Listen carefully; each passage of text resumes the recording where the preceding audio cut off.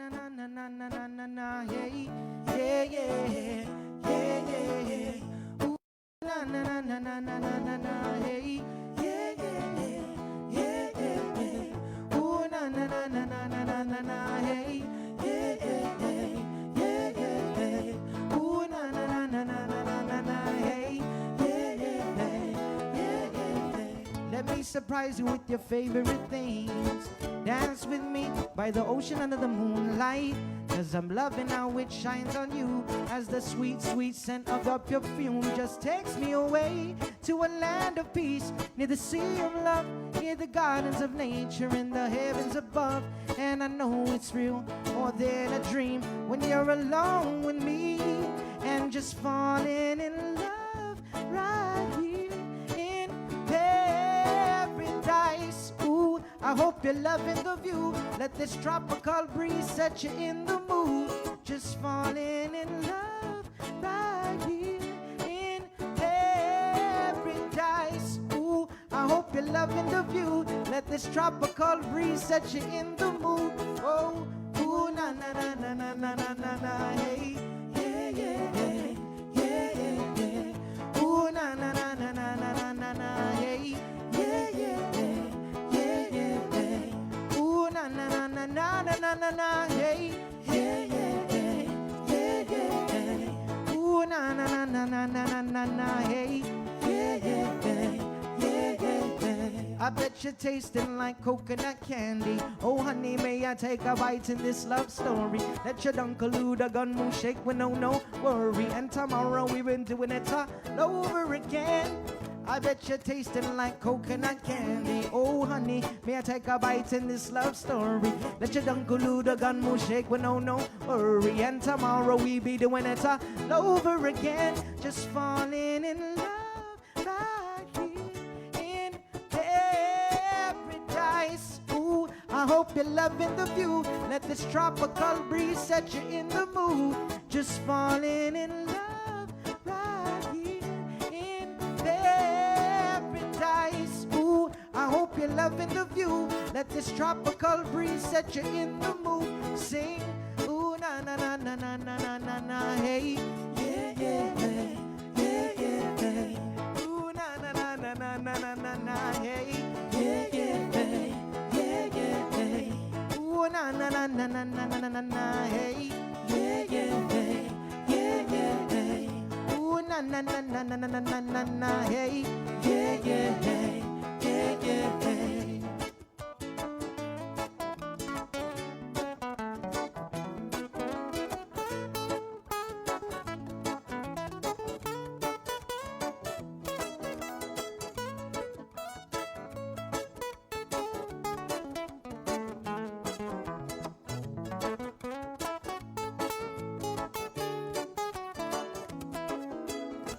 I bet you're tasting like coconut candy. Oh honey, may I take a bite? This love story. Let your Uncle Luda gun move shake with no worry. And tomorrow we be doing it all over again. Go sia uli di sombranzelten meg. E zu i te saluda antes di niga Radzaudzan malakes fredzas durante in todo in memu a no gi distancia Gumugupu gipalu Zangiman malak guafi Ikonum nasugi airi Prebatu la noci Nai banderata Gaigi, pues atan fanni bandera, co Esta pagua pumalala Gilug tanu man libri Sentanui ti man ko badi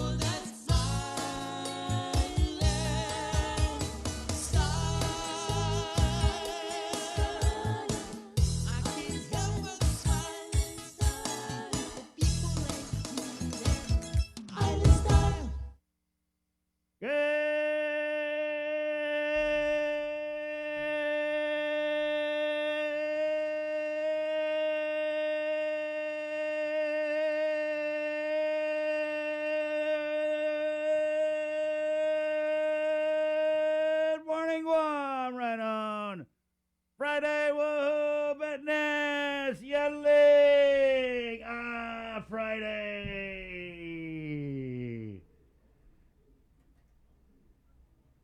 Friday, woohoo! Oh, whoa, whoa, whoa, whoa!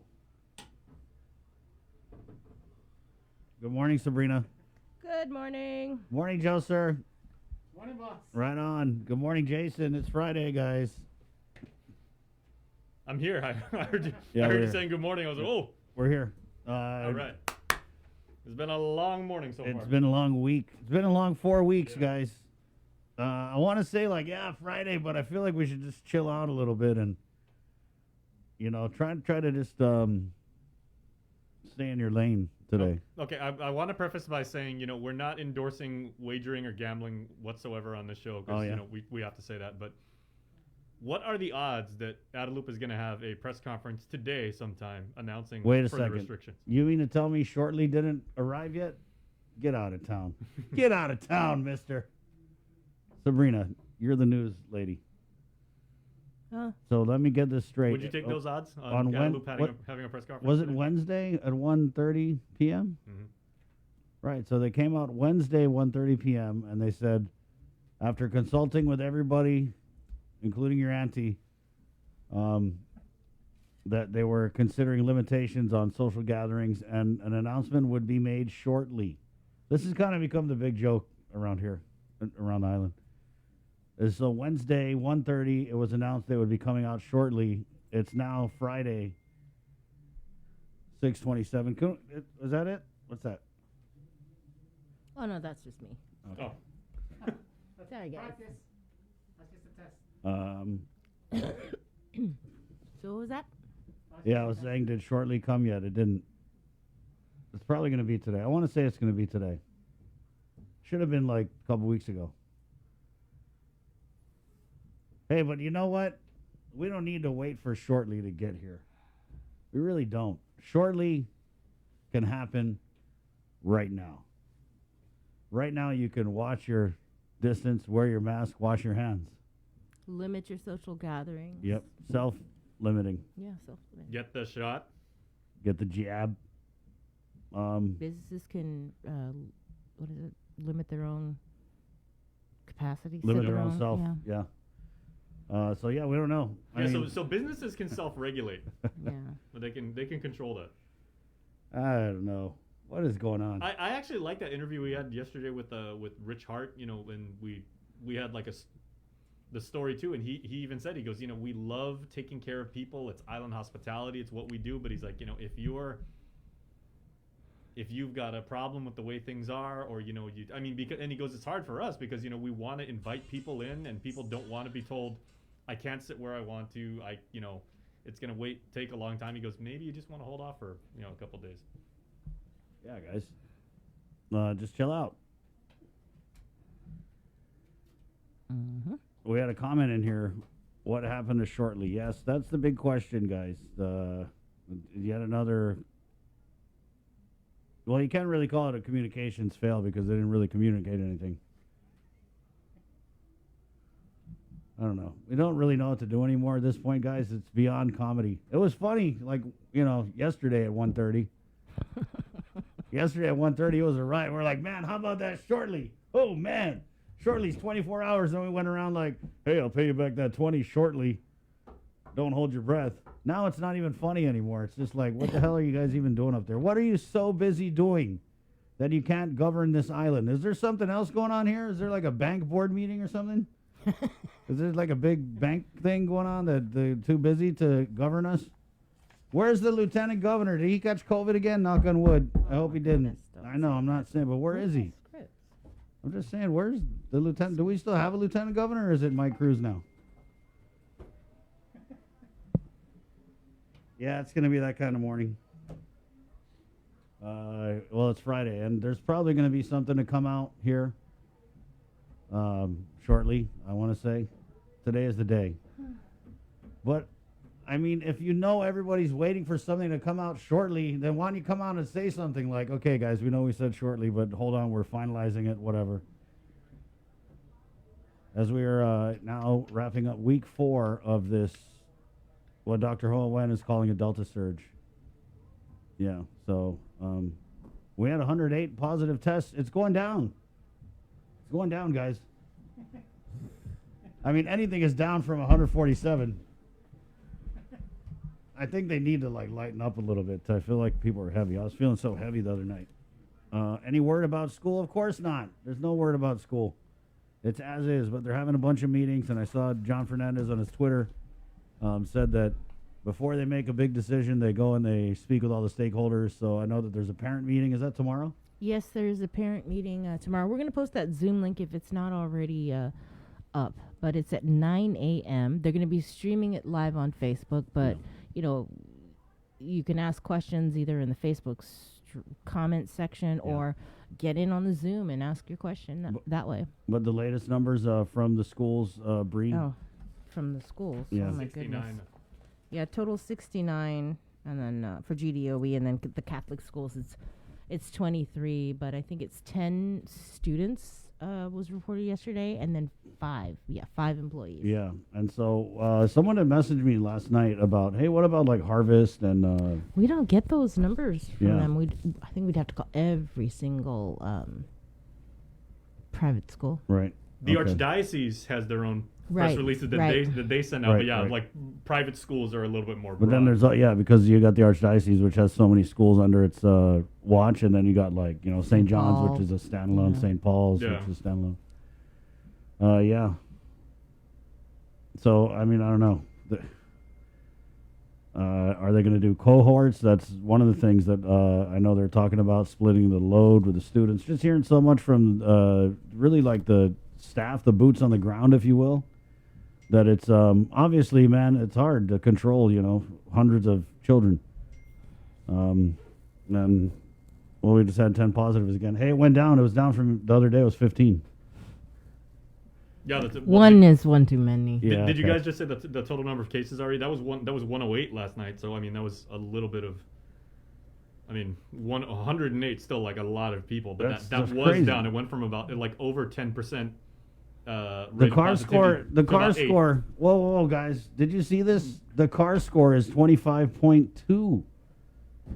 Remember when the car score used to mean something? Strive for 5. Remember? Strive for 5. Strive Remember for that? 5. I'm tired of this confusion. It's confusing. So you make us go and swear on the Bible to believe in this car score, and then we just don't even pay attention to it. We don't pay attention to the P cores. They don't mean anything anymore. And that's why it's on us, guys. It really is on us, because I don't even know. I don't know when Shortly is going to come. We're not adhering to the car score. They want to set this metric, and now we're just ignoring it. You're actually triggering me with that the thing about like when is Shortly gonna come, because I remember back to like many times in high school when a girl would be like, "Sure, Jason, I'll call you back." Shortly. And then it just never happened. I was like, okay, It's okay, man. I get it. You want to talk about that? Well, you had a No, I'm gonna call 647-8833, and I'll be on the phone for a while with that one. change your voice up a little. You're like, hi, this is Chris.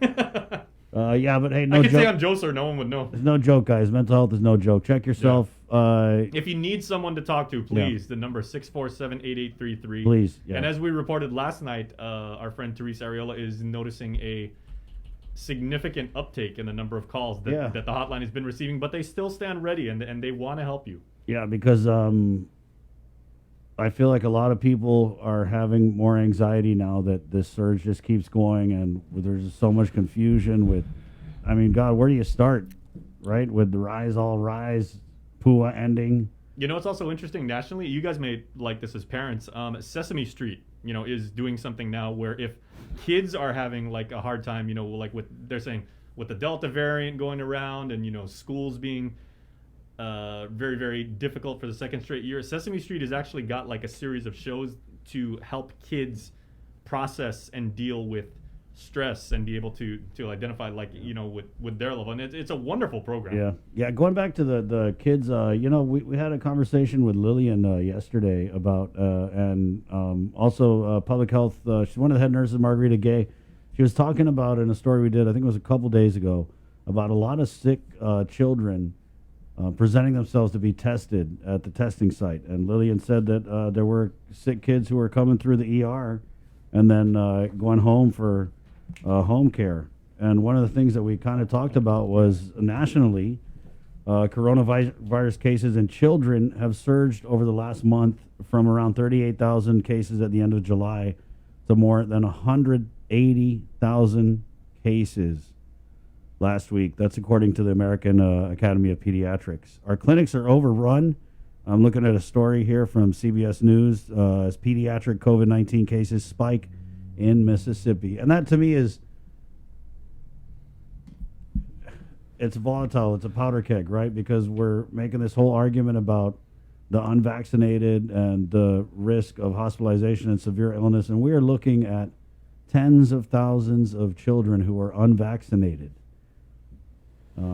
Yeah, and so when you look at this stuff nationally, to me, it's like we definitely need to get the stakeholders together, which they're doing, and make some kind of decision, because the level of the frustration, and rightfully so, of course, they're your kids. You love them.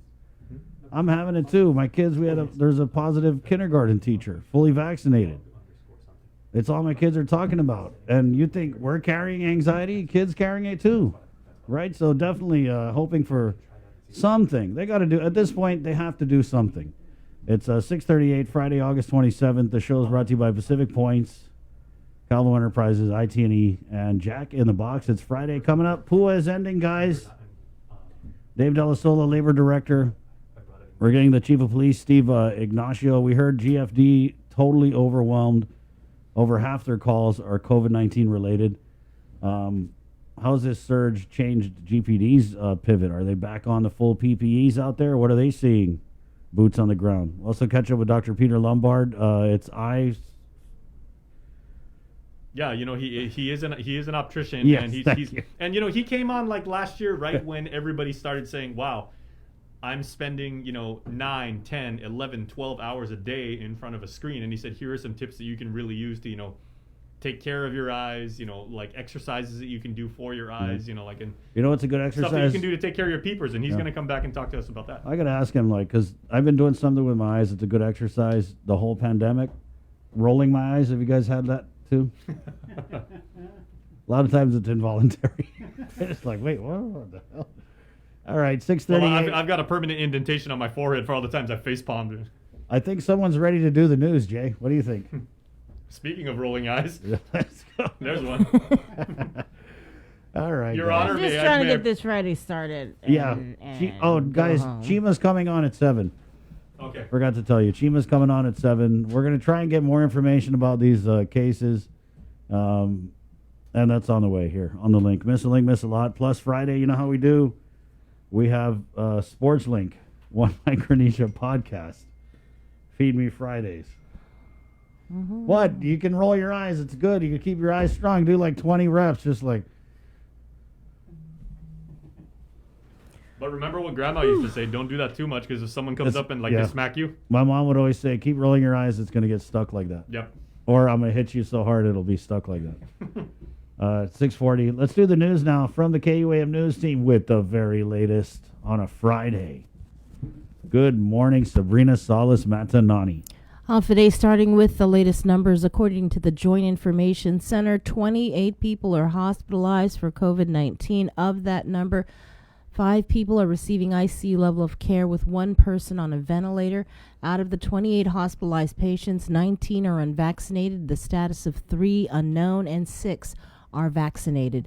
The JIC also reports that there are 108 new positive cases out of 1,349 tests performed on August 25th.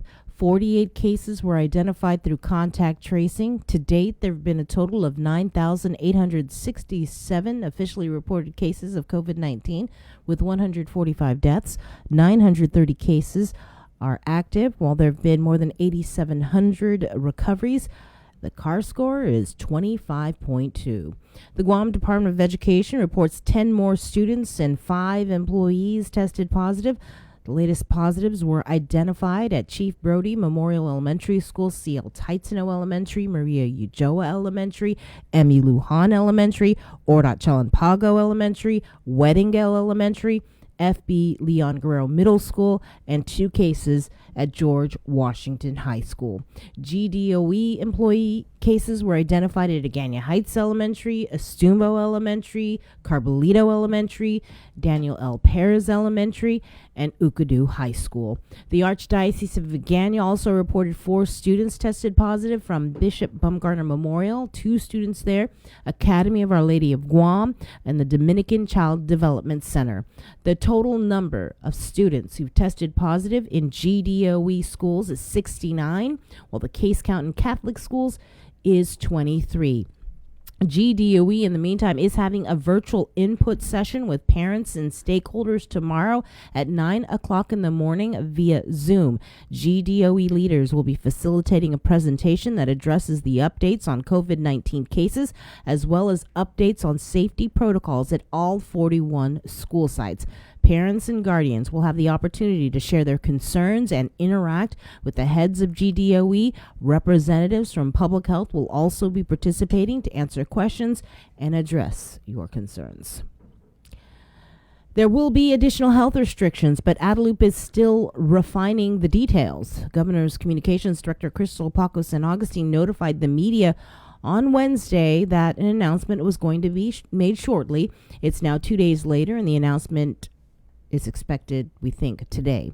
Now, last week, Friday, the governor announced vaccinations would be mandatory to enter certain covered businesses and events, including bars and restaurants. Following strong pushback from her Physicians Advisory Group and the Hotel and Restaurant Association, the governor on Tuesday night released several modifications. Unvaccinated employees of covered businesses can continue to work but must pass a weekly COVID test, and customers only have to self-attest that they are vaccinated in order to enter. There have been no indications about what the new changes will be, but the PAG and GHRA have both advocated cutting back on social gatherings and operational capacity. As a result of the extended public health emergency, GHRA is conducting a survey with local businesses on the economic impact due to COVID-19. Businesses are asked to submit the survey by no later than Wednesday, September 1st. And as the number of positive cases continue to surge, the Guam Behavioral Health and Wellness Center has seen an increase of calls to the crisis hotline. KUAM's Isaiah Uggan has more. COVID-19 cases on the island is not the only thing that has risen in the last month, but also the phone calls to the Guam Behavioral Health and Wellness Center 24/7 crisis hotline. That's according to GBHWC Director Teresa Areola. So people's anxiety level, depression is heightened. So we expect March numbers. I don't have the exact data, but I can tell you that I'm told that there's an uptake. But the average, the last data that we collected and analyzed was 729 calls in July.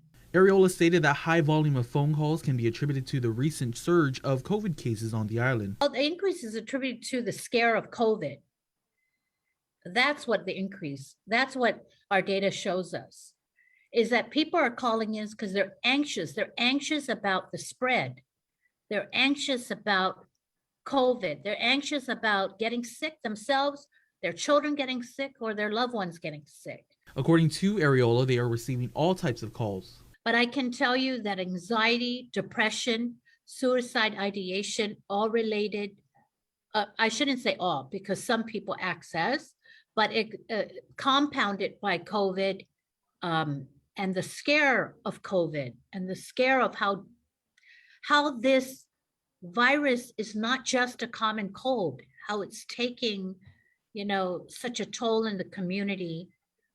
That's what the calls are coming in. Behavioral Health reported that pre-COVID, they received an estimated 30 calls per month. Since the pandemic, they're averaging anywhere between 500 to 600 calls a month. Areola explains some of the programs available. I Areola encourage shares people this message to residents to call the who may crisis need a listening hotline ear. and let's help you there, and then safely get you referred to programs safely over the phone.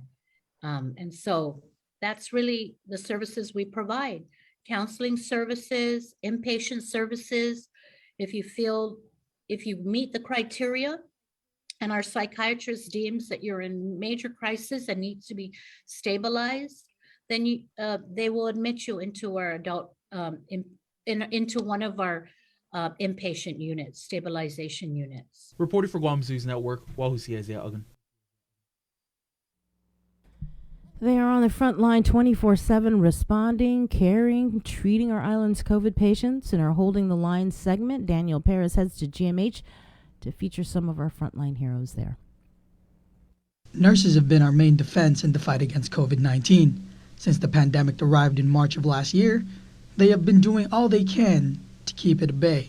The nurses at the Guam Memorial Hospital have been battling it since day one, and ICU nurse Olivia Elliott shared her experiences on how they have been fighting to contain it. When COVID first came to Guam, we have never stopped.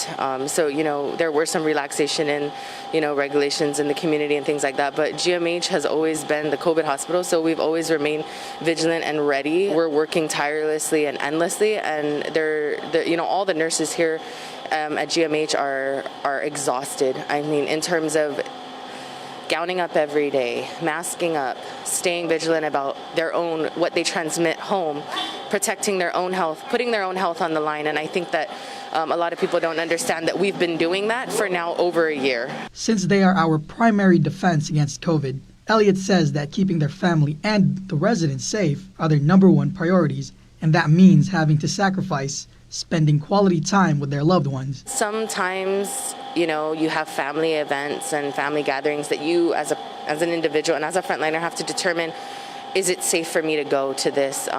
Is it something that I'm willing to risk the chance of getting COVID and spreading it to my family, or being part of this spread? Is this something that I can forego or miss out on? Progressive Care Unit nurse Brandon Savella said that with the cases climbing, taking care of the non-COVID patients is also starting to become a challenge. Right now, with this wave of unvaccinated people, it's kind of frustrating, and it's saddening also, because we were armed with the tools to fight this, and some people are remaining ignorant, due to misinformation out there or conspiracies. We're all trying to fight the same war. We want COVID to end. We want the masks to be off. We want to be able to be in closer distance with our family and friends. And, one of the best ways to do that is to get vaccinated. Both Elliott and Savella are urging the public to keep practicing social distancing, staying at home to reduce the rise in COVID cases, and if unvaccinated, to take the shot. Reporting for Guam's News Network, I'm Daniel Perez. There's a possible Airbnb opportunity from a new source market, Indonesia. Guam Visitors Bureau Vice President Jerry Perez reported during a board meeting yesterday that a multinational Indonesian corporation has reached out to them. The company, called Bosawa, says there's been a slow vaccination uptake in their country, and they're interested in Guam because of the close proximity that will save time and money. According to Perez, Bosawa is a privately held conglomerate based on the eastern island of Sulawesi. Their business interest is in cement, power plant, property, financial services, a whole variety of industries, including infrastructure. Perez says the company has discussed flying daily Boeing B737 service from 3 hubs, Jakarta, Surabaya, and Makassar. GVB says it can attract even just 1% of the Indonesian's 270 million population. It would translate into 270,000 visitors to Guam. Matthew Manabusan was released on bail following a hearing in the Superior Court Thursday. He's been charged with manslaughter and aggravated assault for the death of Joshua Meno. Meno's body was found along Swamp Road in Dededo back in April. Manabusan is being monitored at home electronically. The court is looking to set his trial in either late January or early February of next year. Another motions hearing is scheduled for September 23rd. American forces are among the casualties from an attack in Afghanistan. This comes as the U.S. is trying to get American citizens and Afghan allies out of the country before the deadline to complete the withdrawal. Steve Dorsey reports. U.S. forces were among those killed during a terrorist attack outside the airport in Kabul, Afghanistan. A suicide bomber started the attack outside the Abbey Gate of the airport, where Americans would be let in to be evacuated. Then a second blast occurred at the Barron Hotel, a staging point for evacuees. This incident underscores the volatility of the situation on the ground in Afghanistan. There had been intelligence reports of a possible attack, with the State Department issuing a warning overnight for Americans to stay away from the airport. President Biden was briefed on the attack as he met with his National Security Council this morning. It remains to be seen what kind of impact this will have on efforts to evacuate the estimated 1,500 Americans or the tens of thousands of Afghan allies before the August 31st deadline. Our commitment in this country and our involvement in this country doesn't end on that date. We believe that there will be possibilities for Americans to be able to get out of this country. But critics on Capitol Hill are skeptical and are calling on the president to keep American forces there until the last person is safely out. This isn't about Republican or Democrat. It's about America and about the expectation of what the American handshake means to those that were willing to put their lives at risk to be able to help us and our service members and our diplomats on the ground. CBS News has confirmed 2 more lawmakers tried to make it into Kabul to see the situation for themselves, but their plane was not allowed to land. Steve Dorsey, CBS News, the White House. And with your sports link, here is Dave Delgado. Sports Link brought to you each week by Pure Alkaline Water, Marianas Irrigation and Landscape. Guam Sports Events, Inc. announced that the United Airlines Guam Marathon has been canceled for 2021 and 2022. In a letter to participants, GSE Managing Director Ben Ferguson thanked local and international runners for their participation and continued support throughout the pandemic. We had originally intended and hoped that we would be able to do something this fall, and then it became pretty obvious that that wasn't the case. And then, we thought about, whether or not we should work towards next year. But the more that we had discussions with folks, the more it became obvious that the economic uncertainty associated with the pandemic has had more of an impact on the event than the pandemic itself in terms of restrictions as it relates to gathering and things like that.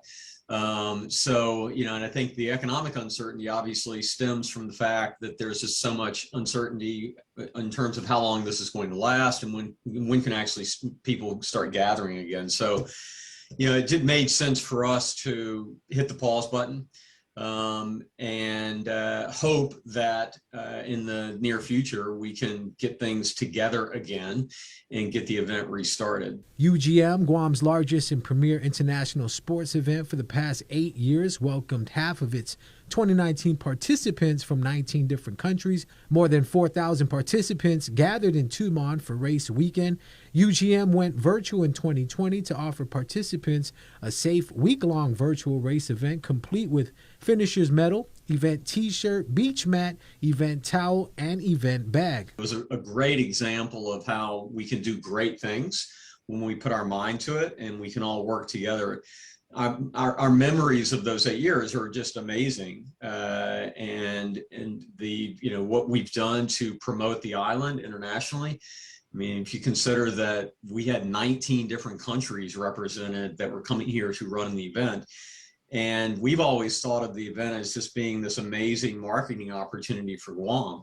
And I think in that regard, it was a complete success. I mean, runners that came here got to see a side of Guam that they wouldn't get to see otherwise. They got to experience, being with people that call Guam home and seeing parts of Guam that they would have never seen. Ferguson added, "We thank our title sponsor, United Airlines, gold sponsors, Guam Visitors Bureau, and Pacific Islands Club, and all of these sponsors and volunteers for their valuable support in helping to make that possible for Guam." When we have employees, as any organization, you have employees that leave, and we always like to say, it's not goodbye, it's see you later.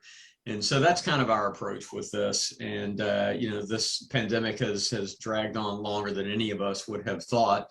But let's hope that there is light at the end of the tunnel and that we can get things moving again. And I appreciate the opportunity to come on your show, Dave, and express my appreciation to everyone in the community for this. So thank you for that. And thank you very much to KUAM for everything that you guys have done to support the event and be a promoter of it. The 2021 Cabo Select Care Grand Prix Tennis Tournament will run from September through October. Players will get to enjoy 5 weekends of tennis action at the Guam National Tennis Center in Harmon. The Tennis Academy of Guam is excited to be hosting the annual event again this year. Deadline to register for the junior singles event is Friday, September 27th. On September 10th is the deadline for the age doubles. September 17th is the deadline for the skilled mixed doubles. September 24th is the deadline for the men's and women's skilled singles. And on October 1st is the deadline for the skilled doubles, men's and women's skilled doubles. Cepeda says we anticipate over 200 entries, 30% of that being junior players to gain valuable match experience. TAG hopes to see many tennis enthusiasts come out to enjoy a well-loved game. This year's tennis tournament opens September 3rd with the junior singles competition. Yeah, this is a perfect time for the youth to come out and play. We start out, our youngest division is the under 8 co-ed.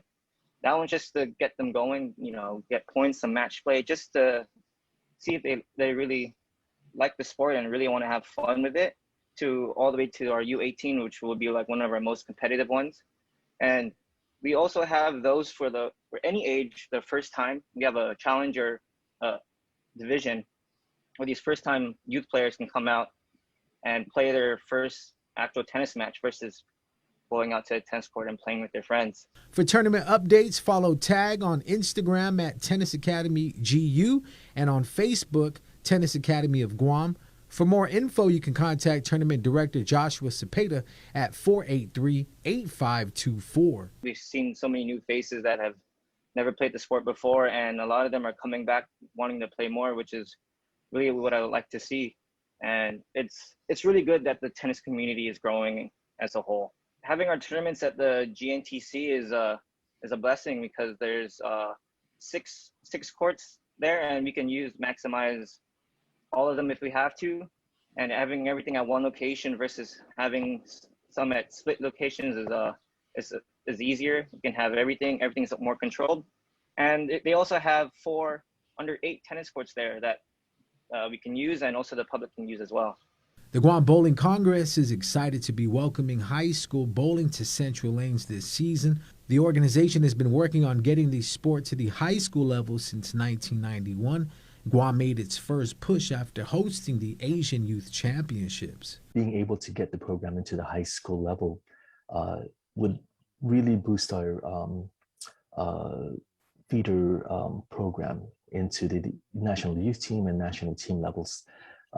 We have many international competitions which range from the junior World Junior Championships, the Asian Junior Championships, Asian Championships, Asian Schools Championships, World Championships. So with the number of events that we try to go to on an annual basis, getting bowlers beginning from this age group and hopefully even at the middle school level later on would definitely help with the programs that we have.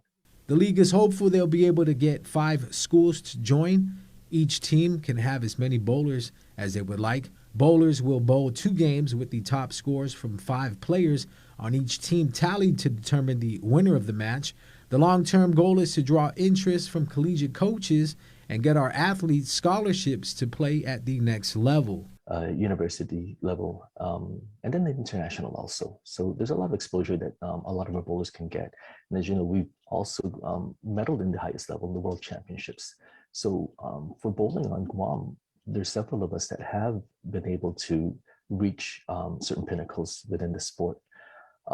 If you remember one of our youth bowlers at the age of 15, I believe, he was the top seed in the under 22 Asian Storm Tour. So we have bowlers who are very capable, and we'd like to be able to create more of that and be able to get Guam consistently on that map.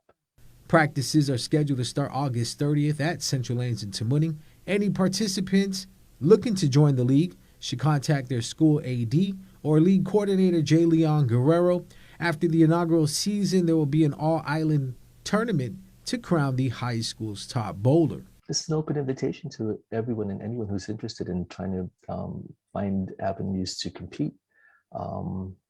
Bowling may seem easy and simple. However, it's just like any other sport. It's repetition and practice. So the more time you invest in it, the better you'll be able to get. And you don't need so much strength. It's just consistency and perseverance to endure what you need to be better. Make sure to tune in to the live stream of the Team Guam vs. Chinese Taipei FIBA Asia Cup qualifier tonight at 7 p.m. on www.livebasketball.tv. Our men's national basketball team will look to make history as they play for a chance to advance to Jakarta, Indonesia in 2022. Sports Link brought to you each week by Pure Alkaline Water, Mariana's Irrigation and Landscape.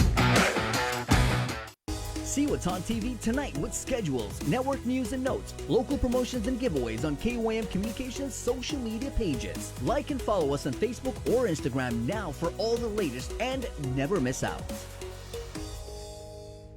Get yourself all caught up with the week's games, scores, and highlights with the KUAM Sports Weekend Roundup on KUAM News Weekend Edition. It's all inclusive, all the fun and all the action wrapped up in the perfect presentation. Relive the moments on the KUAM Sports Weekend Roundup, brought to you by Gatorade. Greatness starts with G.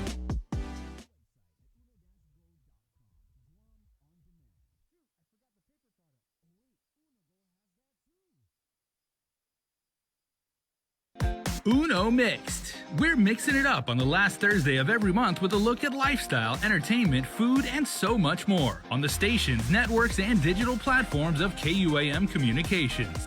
Uno Mixed is presented to you by Docomo Pacific, Better Together, and Pepsi. The KUAM Podcast Network is back and on demand, featuring a great variety of podcasts from our island and region, including culture, lifestyle, awareness, crime, politics, commentary, comedy, and entertainment. Available on most streaming platforms. The KUAM Podcast Network. Subscribe and listen now.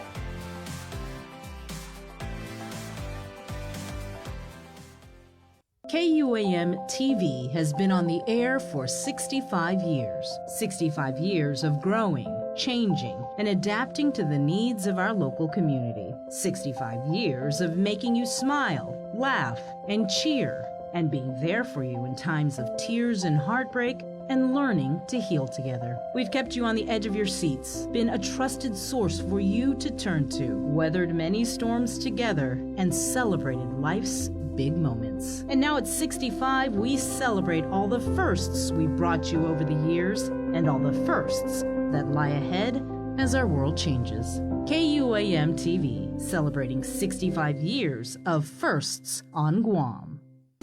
Say hello to the First Hawaiian Bank mobile app. Want a better look at your spending?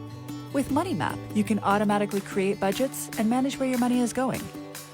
Know when you have a green light or when it's time to slow down. Maybe cook more meals at home this week. Set your goals, track your progress, and find your way to exactly where you want to be. With MoneyMap from the First Hawaiian Bank mobile app. It all starts with yes.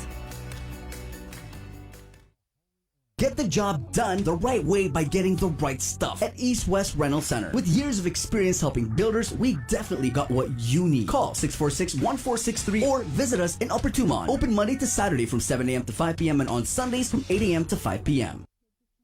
The relationship between Guam and Manila, Philippines is undeniable as we share similar cultural traditions, history, and heritage. With generations of Filipinos calling Guam home, KUAM presents a monthly look at the capital city featuring in-depth and engaging interviews on everything from medical tourism to new business and government leaders. Veteran newscaster Nestor Lecanto delivers Beyond Our Borders. This special program is brought to you by KFC and the Medical City, where patients are partners.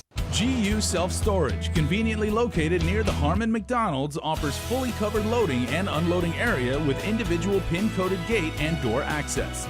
Call us today at 648-7867 for more information. Do you feel like you're missing out on something? Make life more rewarding with Pacific Points.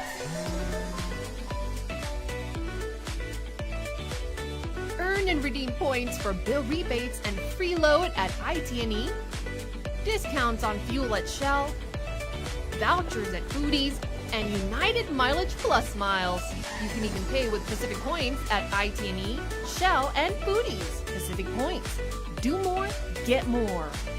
After a year with so many games and events delayed or unplayed, the world is ready for anything and everything in the world of sports. KUAM Communications is ready with more games, more championships, and more specials that are guaranteed to bring out the fan in you. Don't miss a minute of gameplay from NBC on KUAM TV 8 or from CBS on KUAM TV 11. Every month, we'll bring you the action and excitement. Brought to you locally by Michelob Ultra, Superior Light Beer, Marianas Irrigation and Landscape, and Docomo Pacific. Just more great reasons to tune in and turn on so you'll fall in love with TV again with the best from KUAM Communications. KUAM's multi-platform morning show, The Link, just got a little more delicious with Feed Me Fridays. Chris, Sabrina, Jason, and the rest of the morning crew will take some time off each Friday to talk, taste, and tempt you with all the latest and greatest food and drinks on Guam. Old faves, new hits, and everything else we can put in our bellies. It's Feed Me Fridays on The Link, brought to you by King's Restaurants, Ruby Tuesday Guam, and Devondale. Looking for TV schedules, upcoming sports, or special presentations, or what you may have missed over the busy week you had? Well, look no further than KUAM Digital Digest. This weekly emailed newsletter puts all kinds of information in the hands of subscribers each and every week. Just subscribe and we will make sure you keep up with your favorites and stay informed and entertained throughout it all. Go to KUAM.com, click on the newsletter tab, give us your email address, and you are all set. Brought to you in digital partnership with King's Restaurant and Ruby Tuesday Guam. It's the KUAM Digital Digest, your weekly guide to the latest information and best entertainment on the stations and platforms of KUAM. The Culture Club returns to KUAM Digital and KUAM News Weekend Edition, highlighting Guam's young artists, activists, and crafters as they work to protect, preserve, and promote our Chamorro culture. Watch this weekly feature on the digital platforms of KUAM News Weekend Edition, brought to you by Hanum.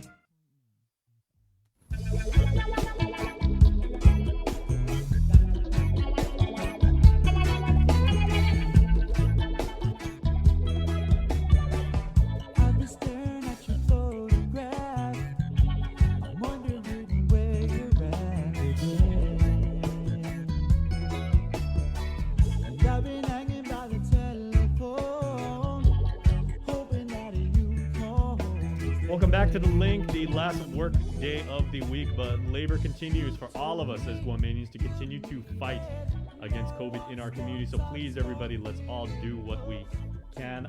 Speaking of work, there's one particular company in the telecommunications segment that is going to be really, really happy because they are the winner of this week's Uno Go Office Party on Demand. So very well-deserved congratulations to Lorena Uggan in IT&E's marketing department.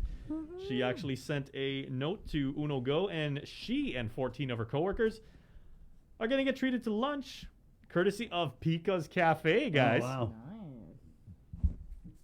wow. That's a lot of good food right there.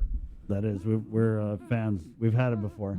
Yeah. Oh, man. They make those like the big French toast, banana, honey, and chocolate like sandwiches. I mean, that's lunch for me. But Lorena and her coworkers, as I said, Uno Go is going to pick up your lunch and they're going to whisk it right over there. They will be in touch with you, Lorena, let you know. And we're going to send our camera crews over there and document you guys having a really, really nice lunch. So thank you for representing your company, IT&E. Right Have on. a good lunch. At 7:09, we had a question in here in the comments. Afide, good morning. Could you kindly please verify with Dr. Hoa or doctors that know if it's true that the COVID vaccines such as Pfizer are only good for 6 months? I've done some Google research. Oh, God, don't do that. Just kidding. Which I'm not sure how reliable the source is. And it says that these vaccines are only good for 6 months. I got my second dose in July. And does that mean come January I would need to get 2 doses all over again? And if I don't, will I be considered unvaccinated? False. Yeah, but the vaccines actually are supposed to wane in their efficacy after a year, not 6 months. So it's and then we're all getting the third. What are we calling it? Is it a booster or are we calling it a third shot? Remember when we asked Lillian about it, and she was like, "We don't want to call it the booster shot." I'm like, Yeah. So they're calling it the third shot. Yeah. So if you've had 2 of the Pfizer or the Moderna, then they're And they're already working on a Bree where they're saying like September. I think it was the president who announced September 20th is when they wanted to roll out the booster third Right. shot. Yeah, and that is a good point about whether or not we'll be considered unvaccinated. But, I mean, if you look at the current protocols, which, again, these are only supposed to be in place until we get the numbers down, if you go back to the original press conference and what they said. But, of course, that's all subject to change at any point. Shortly. Yeah, basically, if you've had the 2 shots, then you're going to get the third shot, right? And I believe they're going to start with the certain groups of like immunocompromised people and elderly, than everyone else. So yeah, I mean, but if you look at the current protocols, you only need 1 shot to go and dine in or go to the gym or whatever. So if you get 3 shots, they're going to give you the VIP treatment.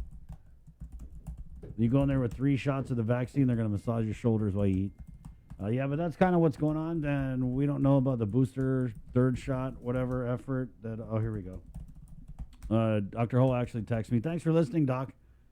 Third shot might be out soon pending FDA, CDC guidance. It's good for up to 8-9 months, but it does wean off. Guys, it does wean off to around 80% after 9 months. So there you go. Yeah, and that's the next big thing that public health is planning for. But doctor says that Delta variant brings it down to around 65%. And that's one thing he's been saying is like Delta variant doesn't care if you're vaxxed or unvaxxed. It will find the opening and it will take it.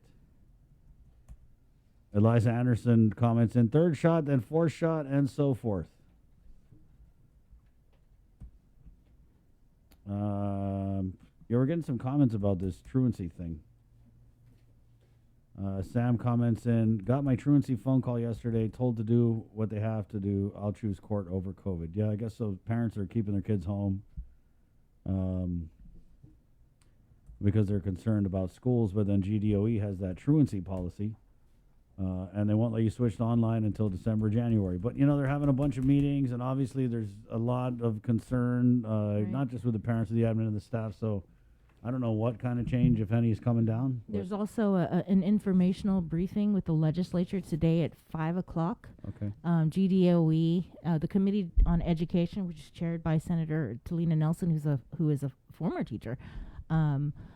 She'll be asking questions and wanting an update on the progress on the first 2 weeks of the new school year, an update on face-to-face students, an update on online learning, the status on all PPE equipment purchase for preventing COVID-19, how are the positive cases of students and GDOE employees being addressed. Yeah. Explanation of the standard operating procedures for school counselors. This is happening 5 o'clock. You can watch the live stream on the legislature's YouTube channel. Right. And we did call around to a few different other schools this morning because we're reporting the GDOE stats, which are up to, as I believe, 69 cases. Yeah, 69. 69 cases. And then the Archdiocese schools. 23 for right. For those are for schools under the Archdiocese. But then I reached out to St. Paul's. St. Paul's Christian School has reported 4 cases since the beginning of the school year. Also, I reached out to Harvest Christian Academy. Harvest has reported, they've had 3 positive cases since the beginning of the school year. And St. John's, I want to say, is that Jay, was it 1 or 2? Something like that, yeah. 7:15, let's head to the KWAM News Zoom room. We're looking for more info on some of these positive cases as we are in the third day of over 100 positive cases of COVID-19. We are coming back with Chima Mbakwem of the Department of Public Health and Social Services next. Some of the best songs. The KUAM Podcast Network is back and on demand, featuring a great variety of podcasts from our island and region, including culture, lifestyle, awareness, crime, politics, commentary, comedy, and entertainment. Available on most streaming platforms. the KUAM Podcast Network. Subscribe and listen now.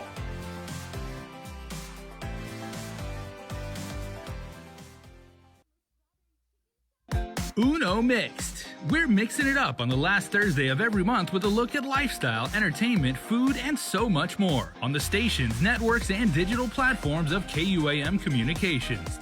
Uno Mixed is presented to you by Docomo Pacific, Better Together, and Pepsi.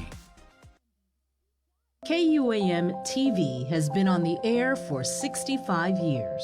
65 years of growing, changing, and adapting to the needs of our local community. 65 years of making you smile, laugh, and cheer, and being there for you in times of tears and heartbreak, and learning to heal together. We've kept you on the edge of your seats, been a trusted source for you to turn to, weathered many storms together, and celebrated life's big moments. And now at 65, we celebrate all the firsts we brought you over the years, and all the firsts that lie ahead as our world changes. KUAM TV, celebrating 65 years of firsts on Guam.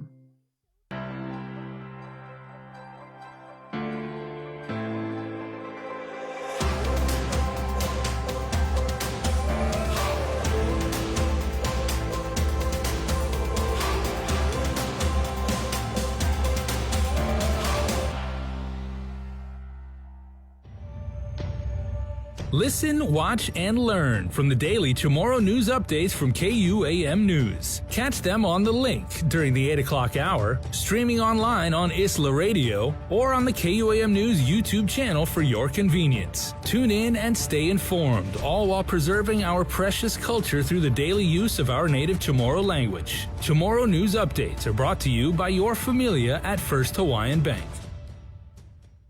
KUAM Communications continues our perpetuation of our Chamorro culture, language, and heritage with features available to our listening and viewing audience, including streaming of Chamorro music 24 hours per day on Isla Digital Radio on KUAM.com and the KUAM News app. Chamorro News Update, weekdays on the link and the KUAM News YouTube channel. Conversations about life in our Chamorro language podcast, Cuentos Tapaco with Kin Conception. Seasonal specials, shows, and other features highlighting the beauty of our language, culture, and history. It's a new era of our continued commitment to our Chamorro heritage. Isla, watch, listen, stream. Viva Isla! Catch SportsLink on the KUAM News Morning Show, The Link, every Friday to hear about the latest in sports news, game schedules, athlete profiles, and more. SportsLink, brought to you each week by Cure Alkaline Water and Mariana's Irrigation and Landscape, airs every Friday across the multimedia platforms of KUAM. Tune into the broadcast on Breeze 93.9 FM, on KUAM TV 11, live streaming through the KUAM News Facebook page, or view highlights on YouTube, KUAM News Facebook, and Instagram. SportsLink is hosted by Dave Delgado through KUAM Sports, and he will make sure that everyone knows what is happening on the fields, in the gyms, and everywhere in between.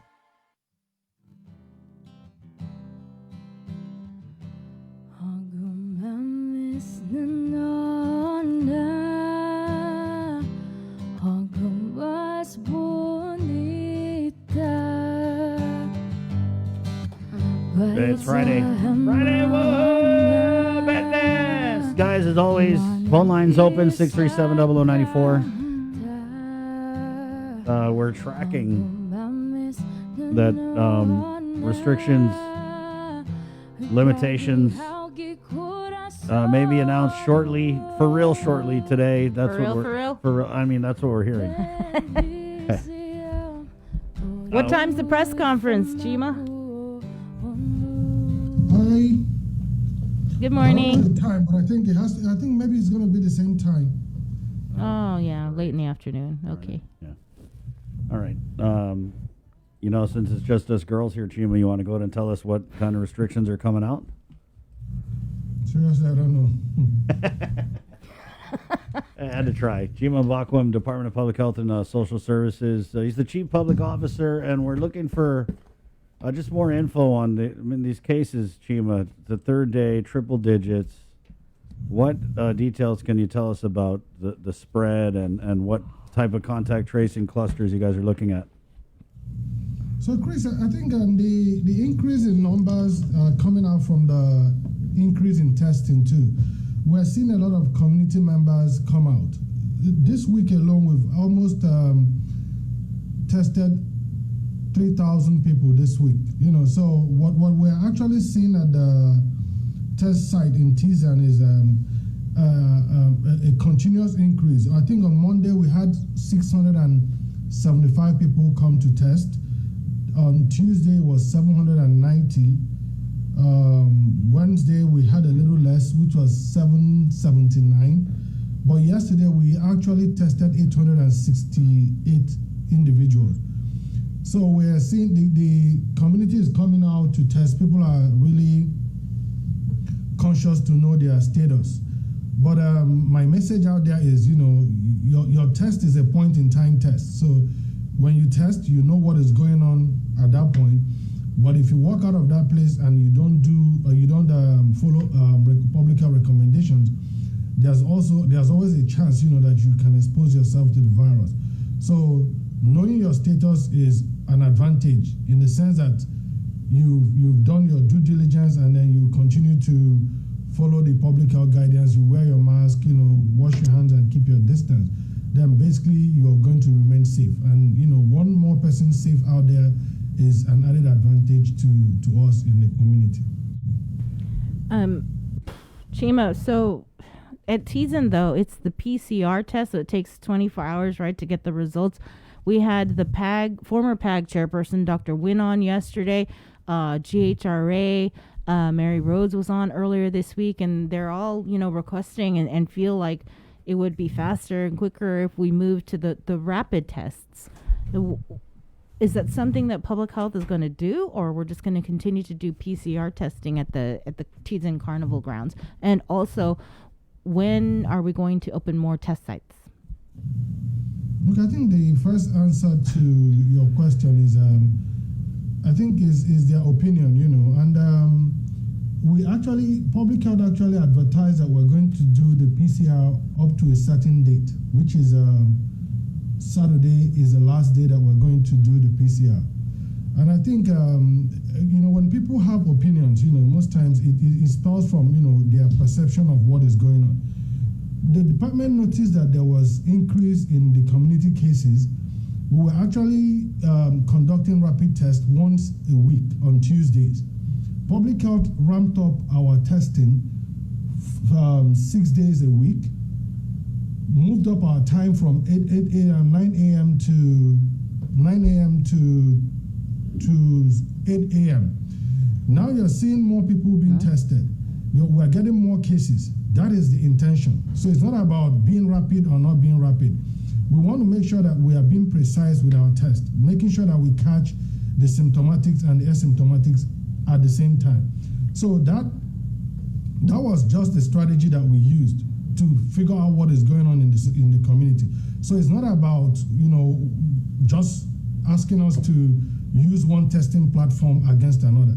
There are always reasons behind what we do. So first of all is asking public health why we're doing what we're doing, not going out to say what we're doing is wrong. So that is always the challenge. You have, if you have questions to ask, they have my number. They should ask me. You don't run to the press to make those assumptions, because even if you look at the flyers, it's ending tomorrow. So there was a reason behind that.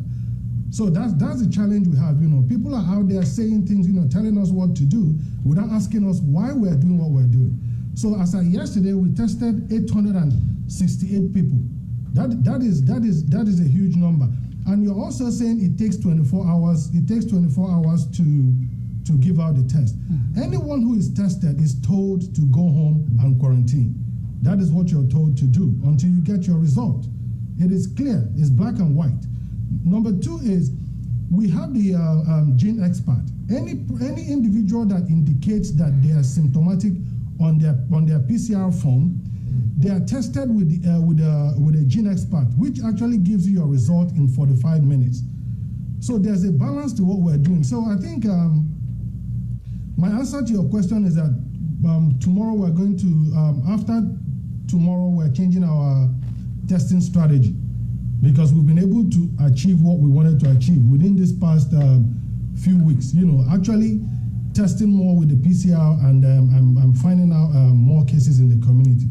So that is a decision we have to make internally. But we welcome all those suggestions. But I think it shouldn't be on the radio. They have my number. I can answer that question, without us making it a controversy.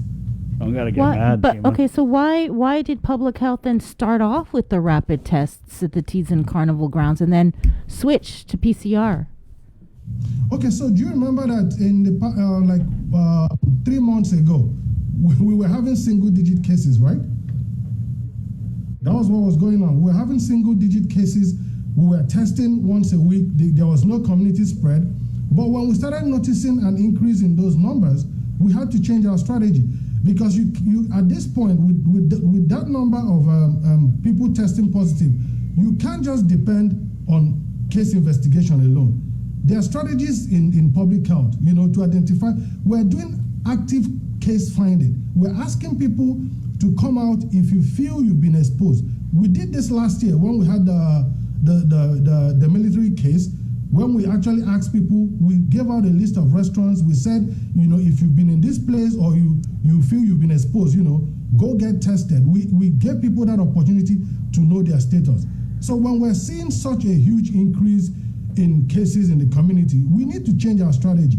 Look at what is going on now. We're still identifying cases through case investigation, but at the same time, we're actually finding cases at the Teason site. We're still seeing cases from the clinics. So we're testing because we feel that there's we see that there's something going on in the community. So we're doing active case finding.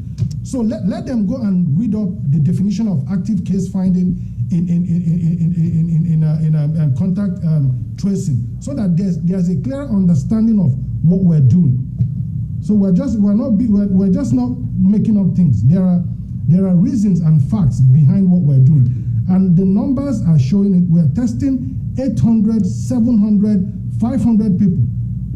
Basically, before this, we were testing 300, 200. Yeah. Chima. So I think credit should be given to who deserves it, and not, trying to make it look like we don't know what we're doing. So that's my position. You all right, my friend? Stand by it. You all right? Let's take a minute here just to bring it down a little bit. Everybody's stressed, Chima. I don't think I'm stressed. This is me. I know you're just defending your work. I got it. I'm just being honest. I just say it the way it is because there's a lot of it keeps going. Yeah, on, but Chima, it's a free country. We can say that we need to improve things. It's okay. We're allowed to do that. It's America. No, it's okay. Well, that's what I'm saying. But the conversation is not with me. You know what I mean? Yeah. They have access to me. We could have a nice, friendly conversation. To get a clarity of what is going on. Yeah. Making me come out to act like I'm defending myself. I'm not. No, wait. Every action is. Can you just clarify this? Let's just. So Claire Castro comments in. We tested on Sunday, still waiting for a response. So when people go to get tested, and they're not getting called for 5 days, and we hear this a lot, Chima. That's why we ask about it. What does that mean for these people? Is there just something you can tell people who have not been contacted by public health after being tested? Let me just paint this scenario. Last night, there is someone who tested 3 days ago that was complaining that they've not been called, right? We actually went back to our documents, found out that this individual gave two numbers, one cell phone and one home number. Both numbers were not working, none. We had to reach out to someone who gave us a number to reach that person. So we still dig deep. We try to reach people. Sometimes you call people, they don't answer if they don't know the phone number. Sometimes the numbers beep because they don't have what they call them again. They don't have airtime. You can't reach them. Then sometimes you call, you reach them, and then you talk to them. So it's a mixture of so many things. But the thing there is that we are also reaching people. So all these other people we don't reach, we still try to dive deeper to make sure that we reach them. Yeah. But these things happen. We get people who don't get those calls, but we keep trying to reach out to them. So what if this lady left one number and she just was not called? What do you say? Is she negative or is she positive? You said one number that. So what if this lady, and Chima only asked because like I know somebody who tested positive and they never got a call from public health. So I'm not just making it up. No, Chrissy, you're not. Seriously, you're not. We know because we call and we don't get through too. Right. Yeah, we have those situations. Yeah, but the good thing is that for every positive result, it is not even put in the pile of the negatives. We actually give it out to the nurses to make the calls because it's just not about calling the individual. Sometimes you need to give medical advice, and all that goes behind. So we make sure that we do that. But the ones that we miss might be, like what I explained to you, calling at the wrong time, or calling when their phones are busy and then they call back, they can't get to us. But we prioritize the positive cases. It's more of a priority for us than the negative cases because we want to make sure that we inform those people and then make sure that we cut off transmission in the community and then wait for the case investigators to reach out to them. Okay, so before we went on with you, Chima, I asked you, hey, did you have any details on contact tracing? And your response was that it is just everywhere, right? Yeah, we're having we're actually having a lot of cases, in the community, and the numbers are telling you. So we actually, but we're still identifying people from case investigation, but also from the test sites. So it's a mixture of the testing strategy that we're using and is producing results because we're seeing people who have not even been contacted but who felt like they were exposed coming out to test. So it's actually working. Do you have any update on the testing facility that's supposed to open over at Forever 21? The old Forever 21? No, it's not a testing site, it's a vaccination site. Oh, sorry, vaccination site. Yeah, because we're also seeing an increase in vaccine numbers. A lot of people are coming out to get vaccinated, and then we're seeing a lot of first doses. So people are really coming out. So the mall is more packed. Normally we used to have like 300, between 200-300 at the mall, but now some days we're averaging 500, 700. So there's a huge demand for vaccines in the community. What about additional testing sites? I know we had Dr. Ann on, Dr. Cabrera. They said that was something that you guys were definitely looking at. Yes. Because of the mandate for testing for the unvaccinated to go back to work, and the governor said we are going to support that. So we're actually looking at opening up more sites, and that will be maybe sometime next week. Have you guys seen an increase in people requesting for the replacement vaccination cards? Okay, so I have the latest data I have here is actually showing that we have people asking for their vaccine cards since 25th, I think since Monday. But we've been able to, on Monday we received 217 vaccine cards. On Tuesday we received 131.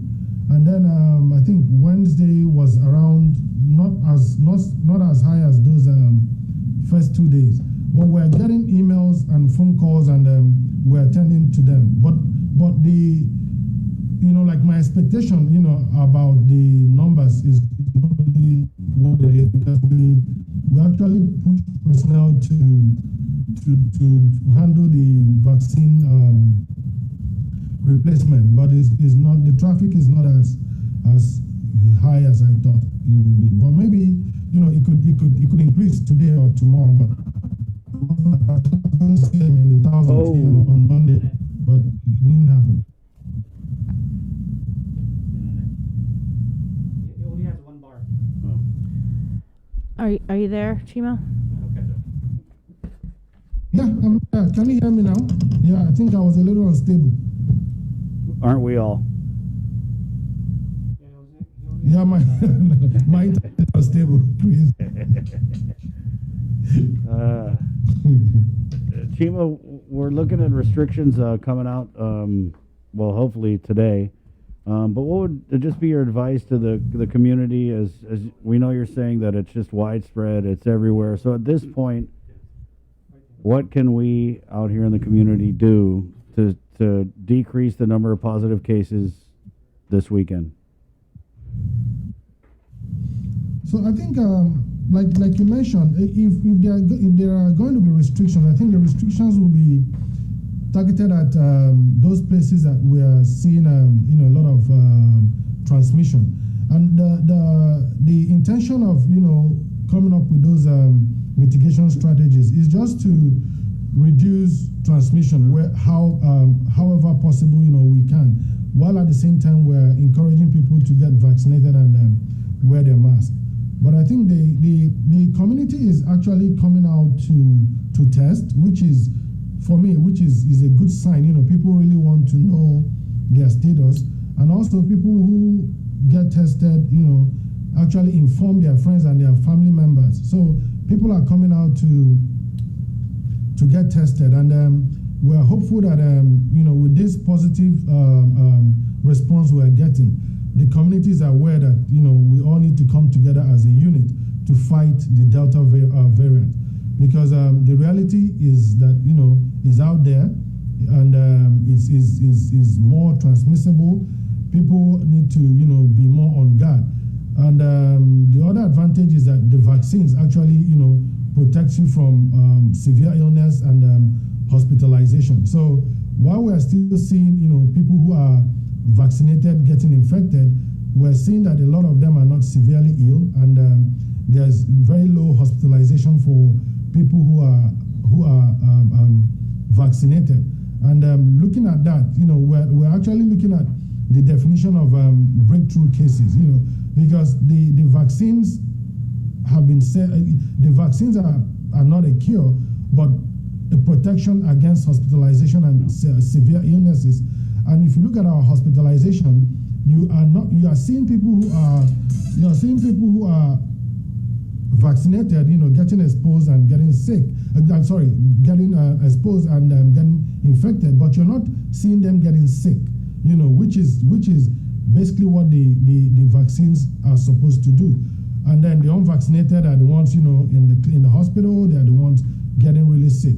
So, and the encouraging thing is that we're seeing a lot of people coming out now to get vaccinated because of the fact that the Delta variant has shown to be more aggressive. Yeah. So I think we're doing well as a community, but the results of our increased awareness and adherence to the public health guidance, the results will start coming out very soon. So I think as a community, we're actually coming together to fight this unseen enemy that we only know how to fight with the vaccines and public health recommendations. Thank you, Chima. Wait, I wanted to ask, out of the 108 new positive cases, can you tell us how many were vaccinated and unvaccinated? That was on Thursday. Hold on, please.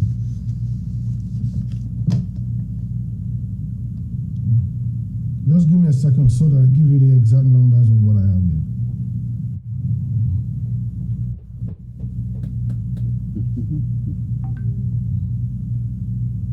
Hey, this is the link, by the way. Good morning. It's Friday, 7:40. This is Chima Bakweb. We're waiting on the breakdown. 108 positive cases reported last night. How many vaxxed? How many unvaxxed? Inquiring minds want to know. I got a comment here. Tammy, sore throat is one of the signs. I took my two boys to get tested. Basically, she says she's a stay-at-home mom. She took her two boys to get tested, and 2 out of the 3 had sore throat and ended up being positive. And she says that she's a stay-at-home mom, and that let me get this thread up here. Okay, so what I have here is for Monday, we actually had 50 unvaccinated, 31 fully vaccinated, 2 that are partially vaccinated. This is for Monday. For Tuesday, we still had 54 unvaccinated, 35 who are fully vaccinated. Then we had 5 that are partially vaccinated, and 5 that were ineligible. So this is Monday, Tuesday. So for Wednesday, we have, hold on.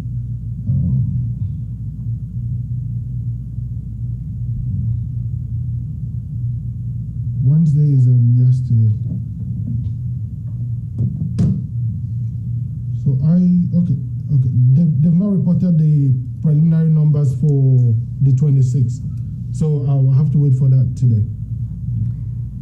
So then that means you don't have from Thursday's I don't have for 26, yeah. You know, because what actually happens is if they don't indicate on the intake forms, we have to go back to WebIZ, you know, to make sure that we have the correct information. Because sometimes people miss that. So that I don't give a wrong estimate, I just have to wait for them to cross-check the numbers with the WebIZ before I can give the exact numbers. But for Monday and Tuesdays, the numbers I gave you were the exact numbers. Is there a reason why we don't see that information on the JIC, the Joint Information Center reports? The way I break it down? Yeah, the test results, the vax versus unvaxxed. Because people are always ask us, well, what's the breakdown? You know, with the new positives, how come we can't get the information on how many of the positives were vaccinated, how many of the positives were unvaccinated? Okay, so I'll take note of that. If people are asking for that information, then thank you for letting me know. Then I would work with the surveillance team to add it there. Yeah. Thank you. Yeah. Thanks, Shima. Have a good weekend. And you too. Thank you so much. Stay safe. Right on. Bye-bye. See you at the press conference. Thank you. Right on. Thank you, Shima. 7:43. Oh, I'm just going to read this comment here. Tammy is a parent of some public school students, PC Lujan Elementary. She writes, sore throat is one of the signs. I took us to get tested yesterday, Thursday morning. I have 3 boys that turned out positive as of yesterday, and my oldest daughter and I are negative. Mind you, I'm a stay-at-home mom. My kids attend PC Lujan Elementary and Tidjin High. And she says, my kids came in contact at school. My 2 sons out of the 3 had sore throat, and my first grader has a common runny nose and watery red eyes. Be very, very careful. Well, prayers to you, Tammy, and to your children, and just to all the parents out there. I was talking with one of our coworkers who was just describing the process. So her, it was something like there was a teacher and that was positive at one of the southern schools, and then so they had to quarantine a bunch of the kids, and then a bunch of them had to get tested. So she was describing to me her 8-year-old granddaughter getting swabbed. And remember, to test the kids, they got to stick the Q-tip like way up there, and they were just, obviously kids getting shots is a big deal. So just in my mind, kids out there getting swabbed, it's a lot.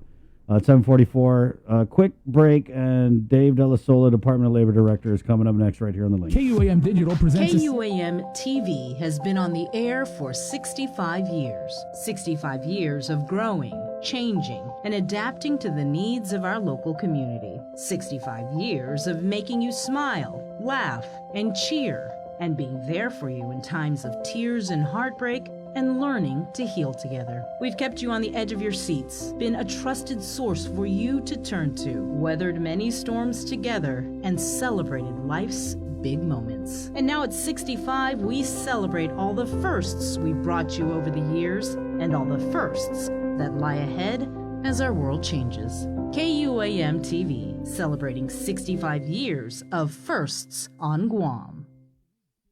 Uno Mixed. We're mixing it up on the last Thursday of every month with a look at lifestyle, entertainment, food, and so much more on the stations, networks, and digital platforms of KUAM Communications.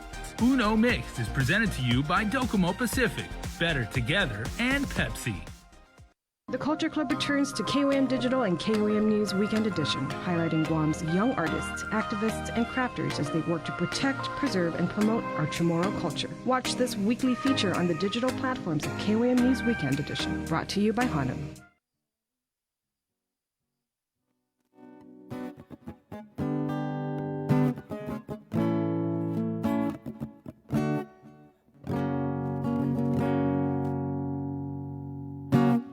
Now there's so many people who criticize about how I live my life, and I ain't trying to be someone else. I'm just trying to be me, so Mr. Man, why can't you see this is the way I want my life to be? Yeah. Now I don't mean no disrespect, but sir, we all heard what you said, and in the papers all of us read.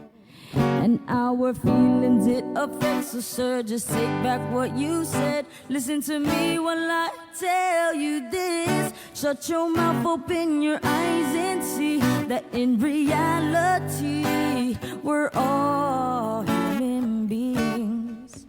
So Good morning. It's 7:46. Before we get over to Dave, let's go do a birthday shout out. Why not? 637-0094. Ma'am, good morning.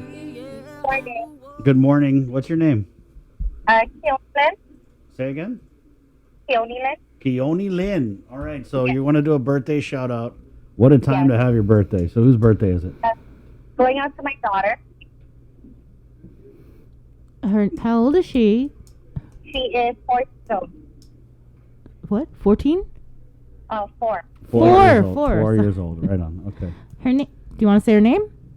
Yes, Leilani Serenity Salinas. Leilani Serenity Salinas? Pangilinan. Oh, Pangilinan. That's a beautiful name. Yeah. Leilani Serenity Pangilinan. Hey, make sure you register on our website too, and I'll read it tonight on the news, okay? Yes.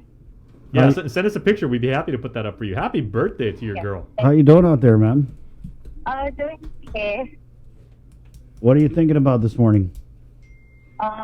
Just thinking about, with all of the, what I'm hearing on the news about going to restaurants and you have to get proof of vaccination. Do you mind me asking you a personal question? Are you vaccinated? Yes, I am. Okay. How do you feel about that, having to show proof of vaccination to eat out and to go to the movies? I feel like don't get me wrong, getting vaccinated, at first, I kind of didn't want, because I'm kind of scared. It's what if,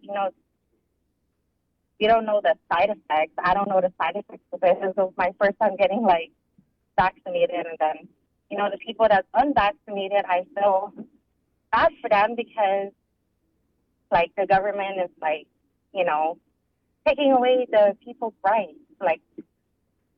It's our medical history, and then to show proof of vaccination, it's I don't know what to say or think. Oh yeah, it's obviously causing a lot of division, ma'am. Do you have any children in school?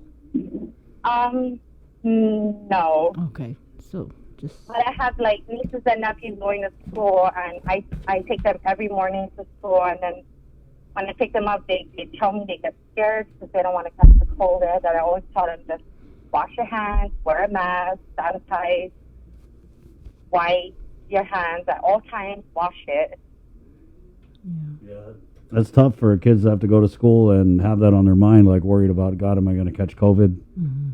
Yep, exactly. And then they tell me every day, I don't want to go to school because I'm scared. It's I understand, but, at the same time, I understand the parents, us as parents, we don't want our child or, any of our family members going to school catch the COVID, and then just to see the numbers rise, it's crazy. It's really scary. People say, oh, we shouldn't be guided by fear, but I'm just saying it's a scary time, and it's okay if people are afraid, right? It is scary. Thank you, ma'am. You're welcome. Happy birthday, Leilani. Happy birthday. May you find some serenity on your birthday, girl. Yes. Okay. Thank you. Bye. Hey, also, we have a couple more I got on the Wincy app. CJ Napati, happy birthday. That's coming from Uncle Cookie and the Duenas family. And also, let's do her birthday real quick, guys, for our very own Nestor Lecanto. Are you ready? Oh, happy birthday to you. Happy birthday to you. Happy birthday, dear Nestor. Happy birthday to you. May the dear Lord bless you. May the dear Lord bless you. It's not COVID. Dear Lord bless Nestor. Happy birthday to you. Nestor, we'll see you on the fairway. Or at the press conference. An avid golfer. At 7:51, Dave Delasola, And a Labor friend of Director. Dave. Yeah, that's right. Dave, good morning. Thanks for joining us. Always a pleasure. Always a pleasure. So there's a couple things I saw. One was this. It was a subsidy hiring program that I think the governor and you had presented. I don't know if it was some economic forum right before we went into after we achieved. It was right before we achieved herd immunity, right? And so it was supposed to be something like they would use federal funds, pay private businesses to hire displaced workers, and then pay a certain amount of their wages for. I want to say it was like 6 months or up, but. I saw that program's delayed. Dave, can you tell us the nature of the delay and what it's going to mean as we're looking at PUA ending next week? Sure, and thanks for the question. Basically, we've been meeting as a team, and we're weighing the options of GIDA's program, the Small Business Pandemic Assistance Grant, and my business party, Tau Tau. And in talks with the chamber and everything.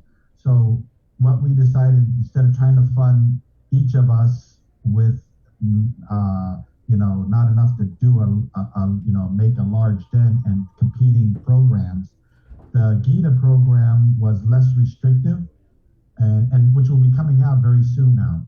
It's basically a grant for small businesses, and this grant, once they get that money, they can use that for whatever their needs are, to get open, to get employed, to get inventory, to pay the back rent, for a lot less restrictive amount of reasons. And the chamber was thought that let's help these businesses, small businesses, get open first and push mine a little further down and see whether, that program, if it's still needed, we can revisit it at that time. So with the GIDA program that's going to be coming out, that money is basically, like I said, a lot more liberal in fitting the needs of the employer and whatever their barriers are to get open and to get operating. And if it's employment, they can still use that money for employment. If it's, paying back rent, bills, whatever it is, they can use that money. So it made more sense to first open these businesses, get them up and running, and then reevaluate down the road to see whether my program, which basically is more geared towards the employment side. So we collectively made that decision, and we'll be monitoring that very closely and how that progresses. This is the program that was announced back in June? Yes, the GIDA's program was announced before the concept of my program, and that was already geared. Their application's already set up, and it's ready to go. It's just a matter of the funds getting loaded. If I'm not mistaken, this is not my program, but we were working very closely with each other, working together to get a common application, and we were there. So I think once everything is loaded up very soon, within a week or so, they should be releasing that application for these small businesses to apply. And like I said, it's a lot less restrictive on what they can use this money for. Right, because initially it was supposed to go to pay employees for private businesses to help pay employees for up to 3 months. My program was, yes. And that's basically, and then they had to turn in the payrolls. There's a lot of accountability, and it had to be used for the hiring of unemployed, not for your existing part-time employees to get full-time or anything like that. The GIDA program, on the other hand, if you have part-timers, you can use some of that money to help stand them up and give them more hours to become full-time. Or like I said, you can use it in a number of different ways. And it's more of a one size fits all the businesses depending on your needs. Okay, so it's just, sorry, I'm a little confused. So this is two programs under the Business Party Telltale program? No. Or it's Okay, two so you separate have the programs?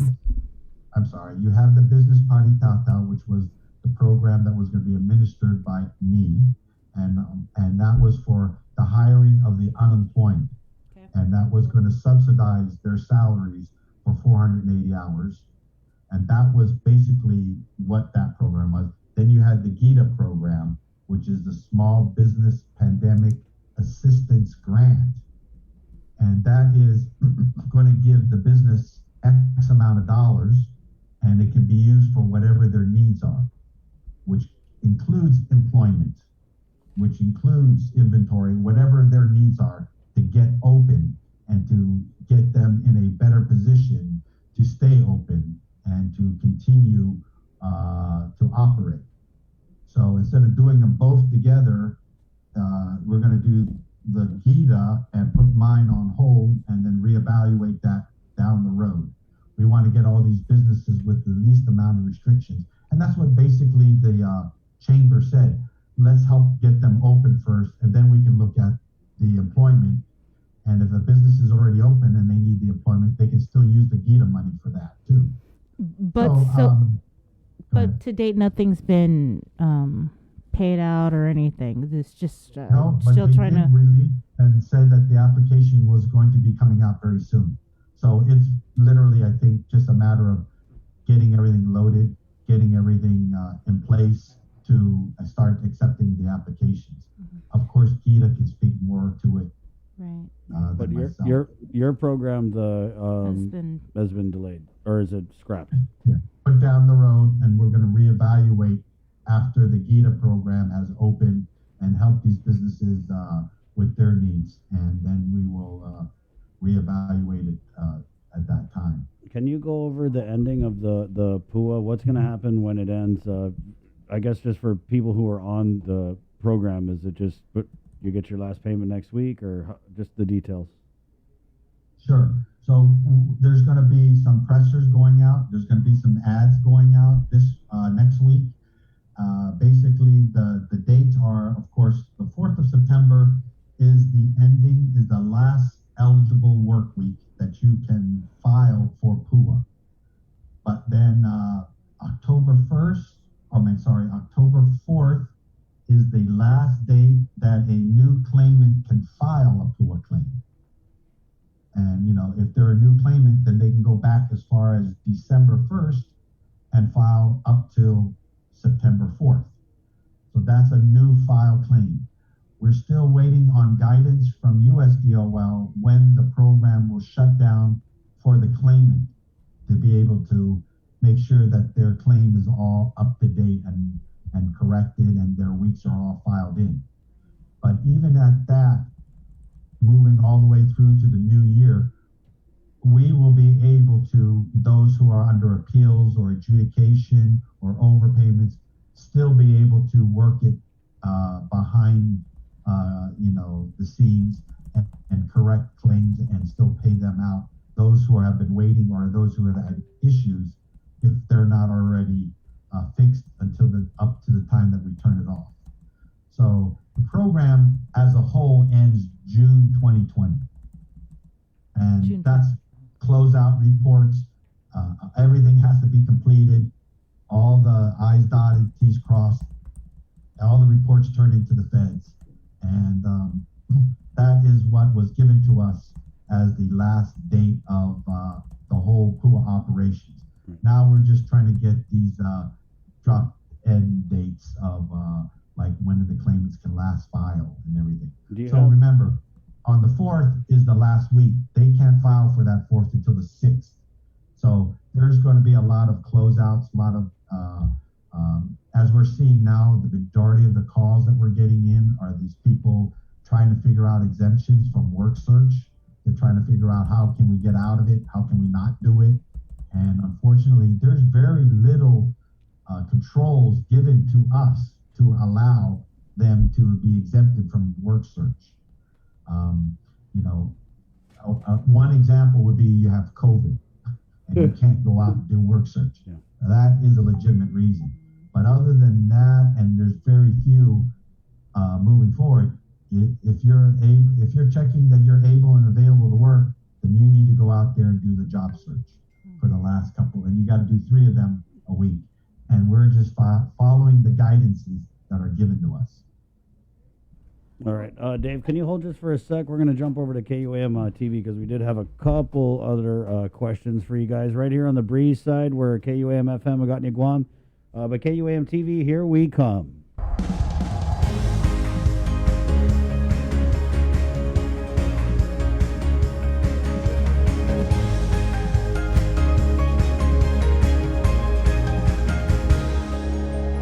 Good morning, Guam. Friday, woohoo, business. Good morning. Good morning, KUAM TV. Morning, Sabrina. Good morning. Good morning, Jason. Good morning, everybody. So we're joined in the KUAM News Zoom room. This is the link, by the way. It's Pacific Points, Cabo Enterprises, IT&E, Jack in the Box. Wrapping up our interview with the Labor Director, Dave Della Sola. Dave, I know the payouts week by week have been decreasing over the last couple months. What kind of decrease did we see from, like, let's say, last week to this week? Well, this coming Tuesday is another batch date. So to all those claimants out there, you have a couple days more to get your work searches in to 3 job searches to be eligible for this week. You have to have those 3 job searches. Like I told you before, there's no makeup search once you pass that week. So we had a significant drop of close to $5 million from the previous 2. I think the last one before was 15 million, and then the one that was just almost 2 weeks ago was about 10 million. And of course, that is mostly attributed to work search. People either didn't put in their weeks yet, and they're still trying to figure out how to do it because we're being slammed with people asking for help and how to put it in, how to these questions. So, and then some people are just saying, hey, I'm not going to do the work search and I'm not going to get the money. I've heard people say it's just too much hassle for them. And I said, well, of course, that's your prerogative. These are the program guidelines that I have to, follow. And if they don't want to follow it, then they don't qualify. So there's so many reasons, but majority of the decrease was because people either didn't file yet and they're still trying to figure out how to do the work search. And I'm sure you're going to see another drop or another leveling off around that lower level because of work searches becoming an issue. And, they have to now actually do something to get the money. Dave, I had a question. This is related to one of the things that the president mentioned a few days ago. And it's also actually one of the questions that's submitted here by one of our online viewers. And it's in regards to the president saying, you can use some ARP money to continue unemployment payments when the PUA program expires.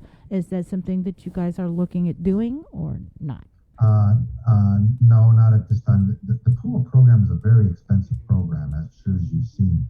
And the dialogue has started, and that was what's good with Congress, that basically the Labor Secretary and the Treasury Secretary asked Congress if they can be allowed to use it and if they would consider it.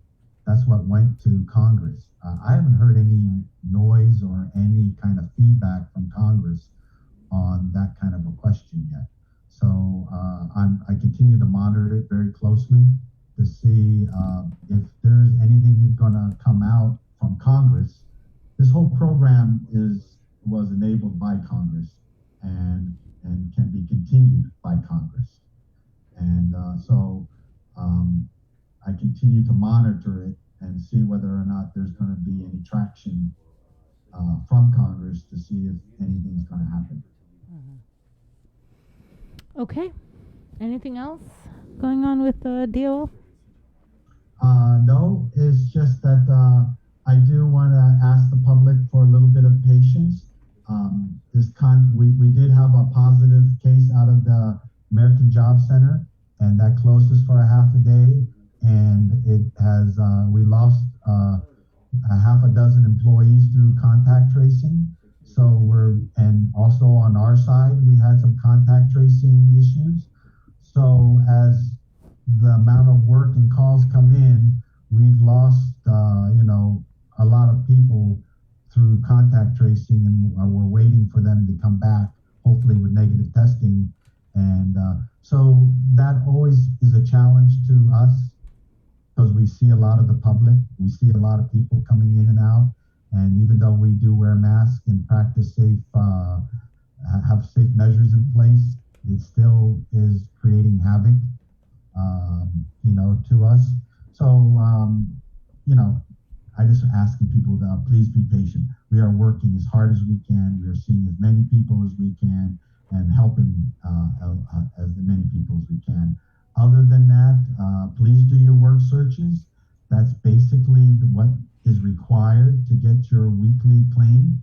And we're always here and available if you don't or you have issues. And please remember, the 4th is the last eligible week. That's not when we close paying. We will be continuing to pay for months after the 4th. And we're going to ensure that everybody that's supposed to get paid or has an issue is corrected, fixed, and paid. I make that promise. We would make sure we do our best to ensure that everybody gets paid before we shut down PUA.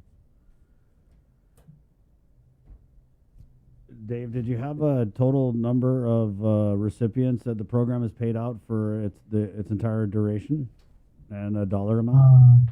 The last number I got after we removed about 65,000 fraud claimants was around 28,000 some that were total amount of PUA filers through this whole program. And what was it like 1 point something billion that you guys had paid out so far? We paid out about 770 some million. So I think by the time this is all said and done, we'll get close to the 800 million mark. Okay. Well, Dave, we'll bring you on, I guess, next week before the ending of the PUA, I guess, just to close it out. But appreciate your time this morning. Thanks, Dave. So this coming Tuesday will be another batch. Okay. Right on. Thank you, Dave. Dave Della Sola. Be safe. Stay safe. Yes. It's 8:08, Friday, August 27th. Oh, sorry. Dave, did you have something else? I just wanted to say happy birthday, Nestor, my old friend. There you go. Right on. Bye, Dave. It's 8:08. We're actually going to go to the phones now, Bree, and then we'll get to the news. We do have Senator Talina Nelson, our education chair, standing by on the line. Good morning, Senator. Hi, good morning, Bree. Good morning, Chris. Hi. I know you had an announcement to make this morning, so what's the announcement? Yes, we were anticipating to have an informational hearing on the update of face-to-face impacts, especially within the pandemic and the online learning implementation, and also to address the new SOP for the counselors this evening. But I spoke with the superintendent the day before yesterday, and, he's asking for a little more time. And the reason why is that GDOE is having an input session tomorrow at 9 a.m., and parents can log into the Zoom and provide GDOE with input. And so they want to have these concerns and inputs on the record so that we can move forward and see which next action they're going to take. I know there's a concern in the community for the rise in the COVID cases, but also there are some children now that are somehow that are having symptoms and signs of COVID. So we're just going to postpone it. And after the parent meeting, the board and we're going to give GDOE and the board to discuss what the next steps they're going to take as far as how they're going to move forward with the school year. Senator, as the committee chair on education, have you been receiving phone calls from concerned parents? And if so, what are they saying to you? Yes, we've been actually receiving a lot of feedback, and so this was actually what we wanted to do was. This was another postponement, right? So this hearing was a postponement from a previous hearing, and the parents are just concerned that how are we? How is GDOE implementing the requirements from DPHSS? I understand that DPHSS has walked the school grounds, and so the main concern is, can they go back to online learning for the first semester? And so that's one of the primary concerns, and that's basically it. Is they're worried that their child is going to contract COVID. Some parents have already students or children showing signs and symptoms of COVID. So this is something that they're addressing right away. And the parents can call in tomorrow or Zoom in tomorrow at 9 a.m. What's your personal feelings, though, on it when you see the numbers continuing to rise? And I mean, Senator, there's also like stateside, the pediatric hospitalizations it's alarming how much they're climbing. We're hearing from public health. She's one of the high up nurses, Margarita Gay, that there are a lot of symptomatic kids turning up to be tested. We heard from Lillian Posadas yesterday that there are sick kids going through the ER, testing positive, and then going home for home care. So it kind of seems like we're teetering on an edge of some sort. What are your thoughts on that, Senator? Yeah, I think at some point, the decision has to be made, right? How do we protect our children, but how do we continue schooling? If it was my child, I would have them do online learning. That is my at least for like the first quarter or two. And then, as things as soon as we get a handle on the impact of how COVID affects the children, then I would be more comfortable sending my child to school.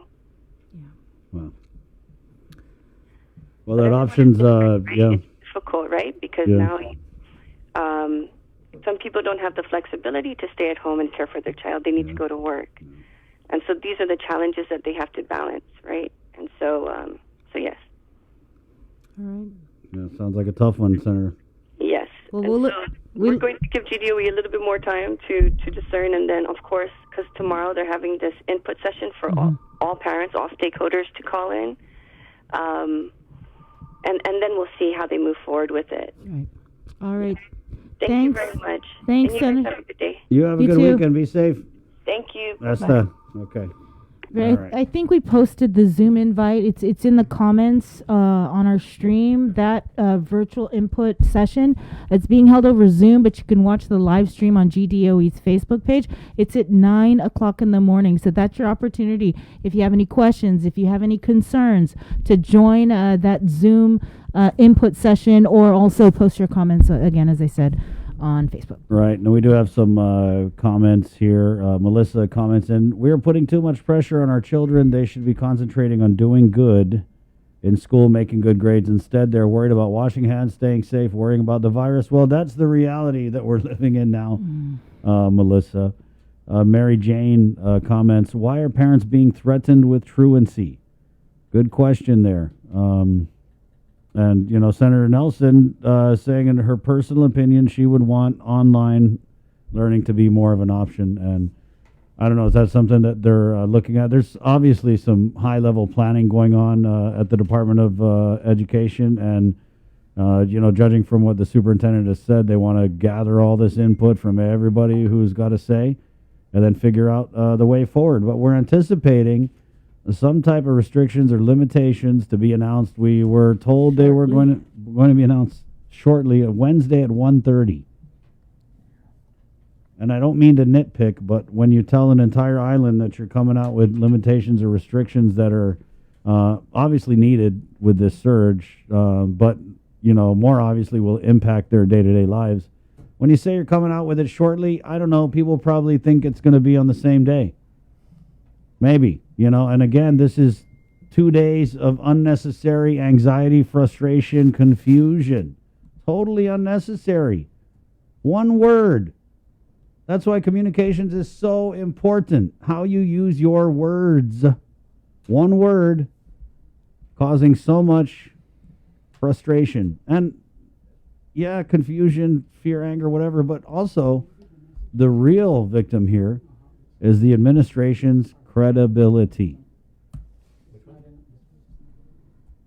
That's the number one casualty of a situation like that. And isn't it funny, a little word like shortly.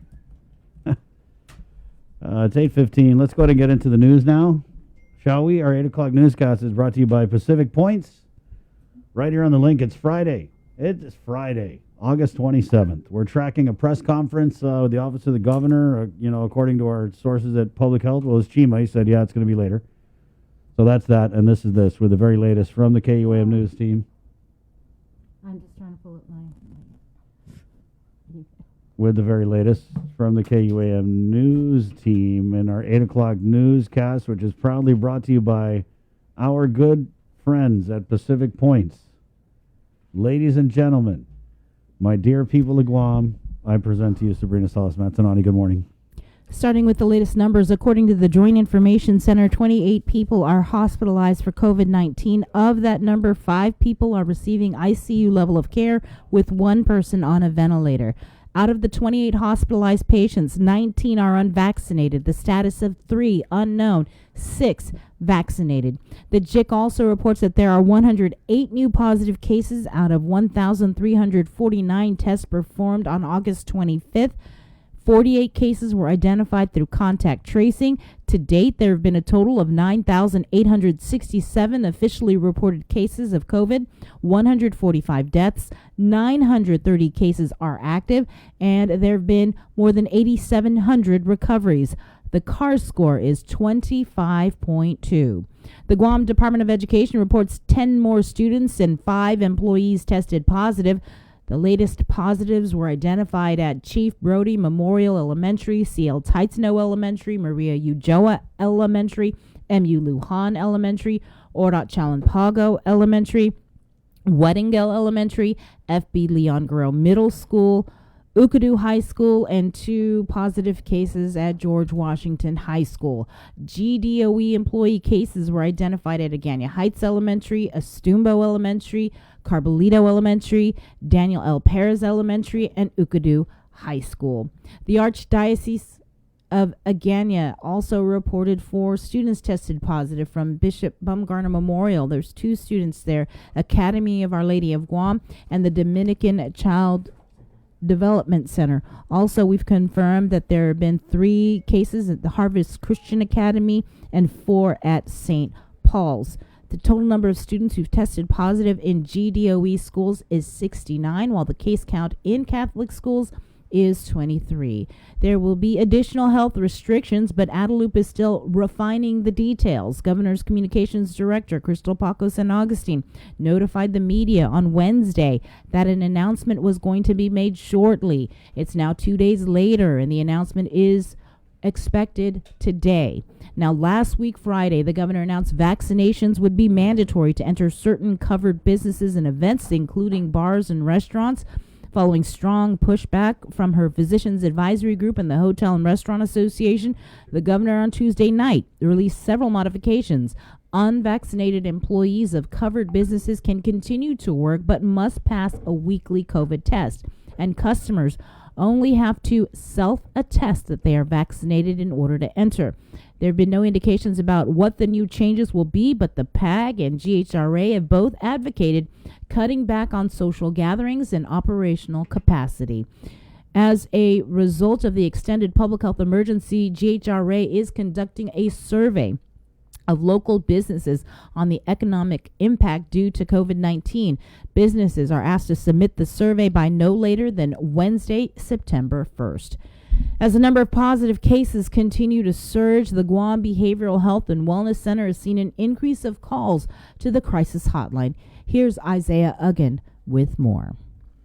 COVID-19 cases on the island is not the only thing that has risen in the last month, but also the phone calls to the Guam Behavioral Health and Wellness Center 24/7 crisis hotline. That's according to GBHWC Director Teresa Ariola. So people's anxiety level, depression is heightened. So we expect March numbers. I don't have the exact data, but I can tell you that I'm told that there's an uptake.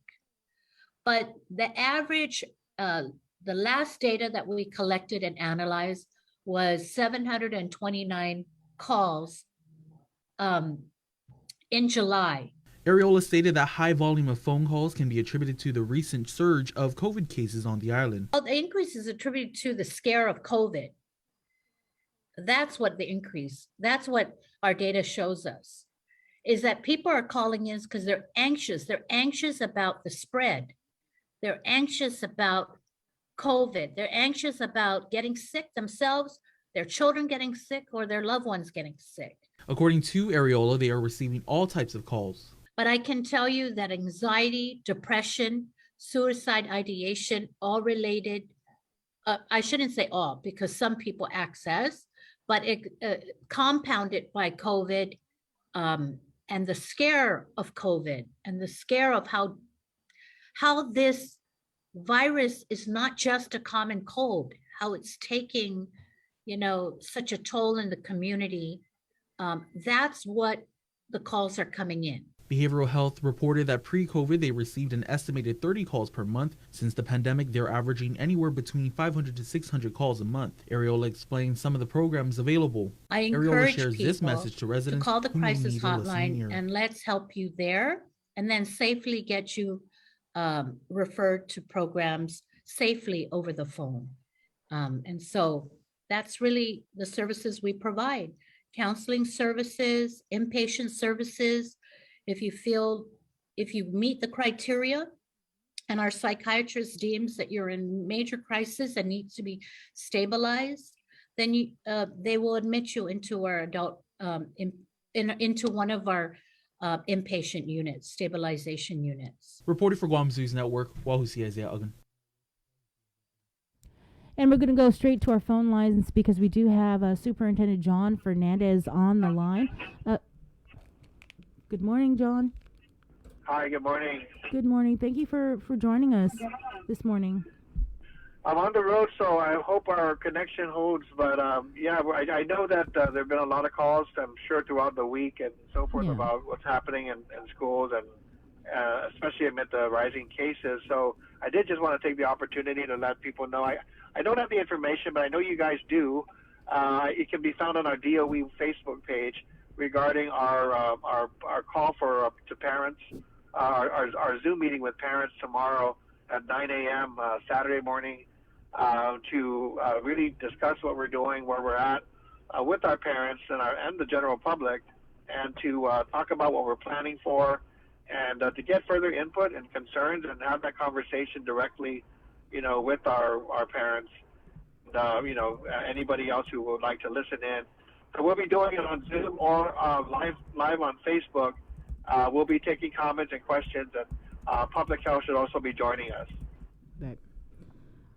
All right. Is there anything you'd like to say, though, today to, any parents? Yeah, I mean, there's so much we want to say, and sometimes there's not enough time to do it. But, again, I do want to express the very same concerns, the same level of anxiety that I know most other parents are feeling probably at this time, just listening to the news and watching the overall numbers related to COVID and in our schools. I'm a fellow parent. I have two kids who go to public schools as well, and so I'm always monitoring it, whether it's at the central office or even just through the eyes of my own two kids, as to what's happening in the schools. And we've been out there visiting schools with Public Health, and I have to say that I am very, very proud of what DOE is doing in terms of our safety measures, in terms of addressing these cases, because to date, there doesn't seem to be any evidence of cases that are coming to our schools and spreading. And that's really one of the key issues is ensuring that schools don't contribute to the spread of the virus. Now, when it comes to dealing with the cases that come to school, we know that those cases are coming from, events in the community and households and community gatherings and so forth. And we know this because we're in constant touch with Public Health. And when we see these numbers at our schools, especially when there's more than one or two cases, we really ask for a deep dive into their numbers, what they're seeing, what they're tracing to, so we can verify that these are not due to the transmission between students or from students to employees. So So we're doing a lot on our end, and I'm just pleased because everywhere we've gone, even though there might be some tweaking and improvement in some areas, a lot of these improvements are really minor, based on public health assessment, and we'll work together to make sure we address those challenges. Having said all of that, we had a meeting with our secondary administrators and teachers yesterday. We've been having meetings all week internally with our nurses, our school principals, our teachers. But one of the comments was, even if there isn't a spread within the schools, the growing number of cases is causing a lot of disruption and operational challenge for the schools, because we've taken on these additional responsibilities and duties. So when the case, when a case comes in, if it's one case, you've got the school nurse activated, the administrator activated, our social workers activated, on the phone with parents, on the phone with public health, making sure that everybody understands what they need to do to clear, to go quarantine, get tested, get cleared. For the students that are at home, we try to find a way to connect them online so we can continue their learning. For the employees who have to be quarantined, we now have to find people to fill in if they're in the classroom or to assist with supervision. That's just one case. So you can imagine 2 cases, 3 cases, 5 cases at a school. That challenge multiplies even if we're not seeing spread in schools. So the longer that this goes on, where the numbers are high in the community and increasing in the community, you can bet they're going to increase, at the doorsteps of our schools. It is causing a problem, and we've got to figure out, what our options are if the community transmission does not get under control.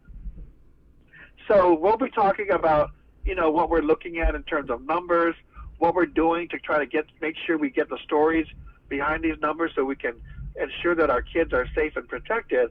But on the other hand, we have to talk about what our options are in the event that it makes sense to modify, what we're doing, whether it's to go into cohorts, which means dividing our school populations in half or into 3 groups and have them come on alternating days, or to move more students online and shift teachers from the classroom online.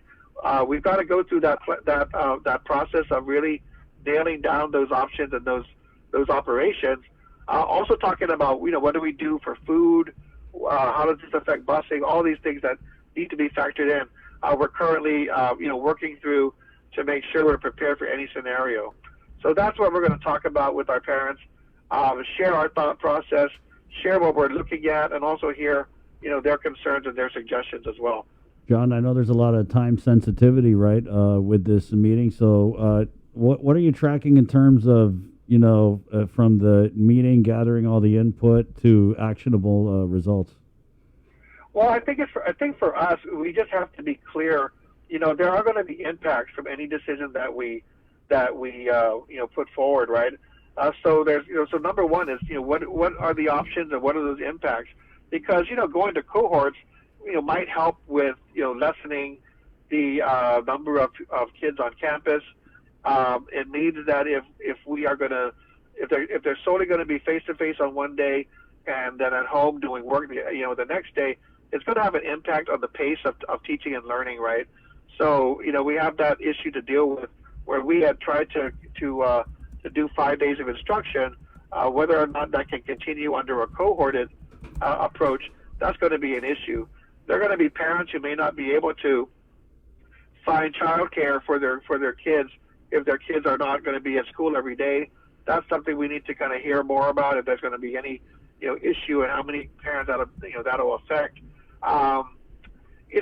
Again, looking at other ideas, I mean, there are some people who've approached me and said, hey, go cohorts, do it by grade level. And I've had to say, well, we can't do it by grade level, because even though you lower the number of kids on campus, they're going to be in the same classes with their, at the same time. That means that the classrooms are going to be the same, are going to be at the same number of students in the classroom, unless you start telling teachers that they're not going to just teach 3rd grade, they're also going to have to teach, other grades to help, divide the grade levels up. So there are certain things that people are suggesting.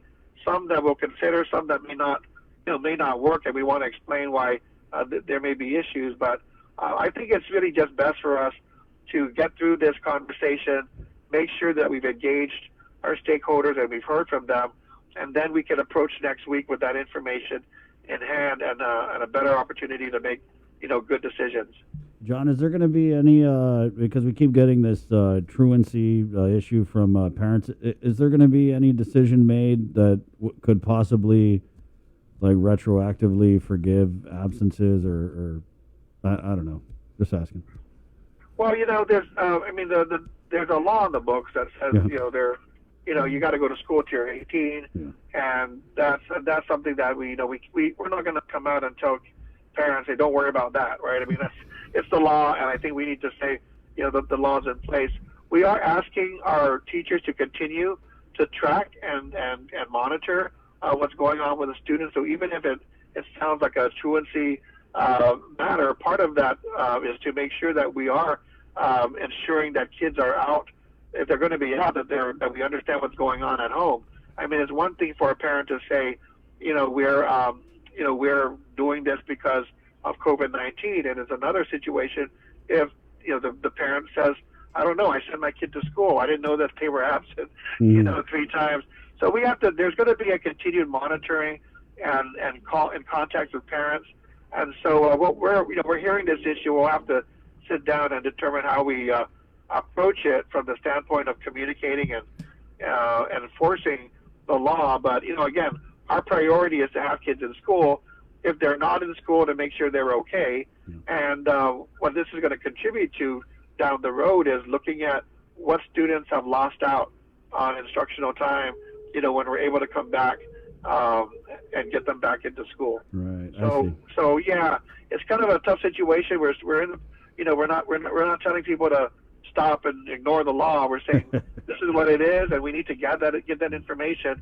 But it isn't our priority to take people to to court for this. We understand the situation, and I'm sure it varies case to case, where you have some parents who are keeping their kids home out of fear of COVID, but then maybe also having that conversation with the teacher, like, hey, what are the assignments?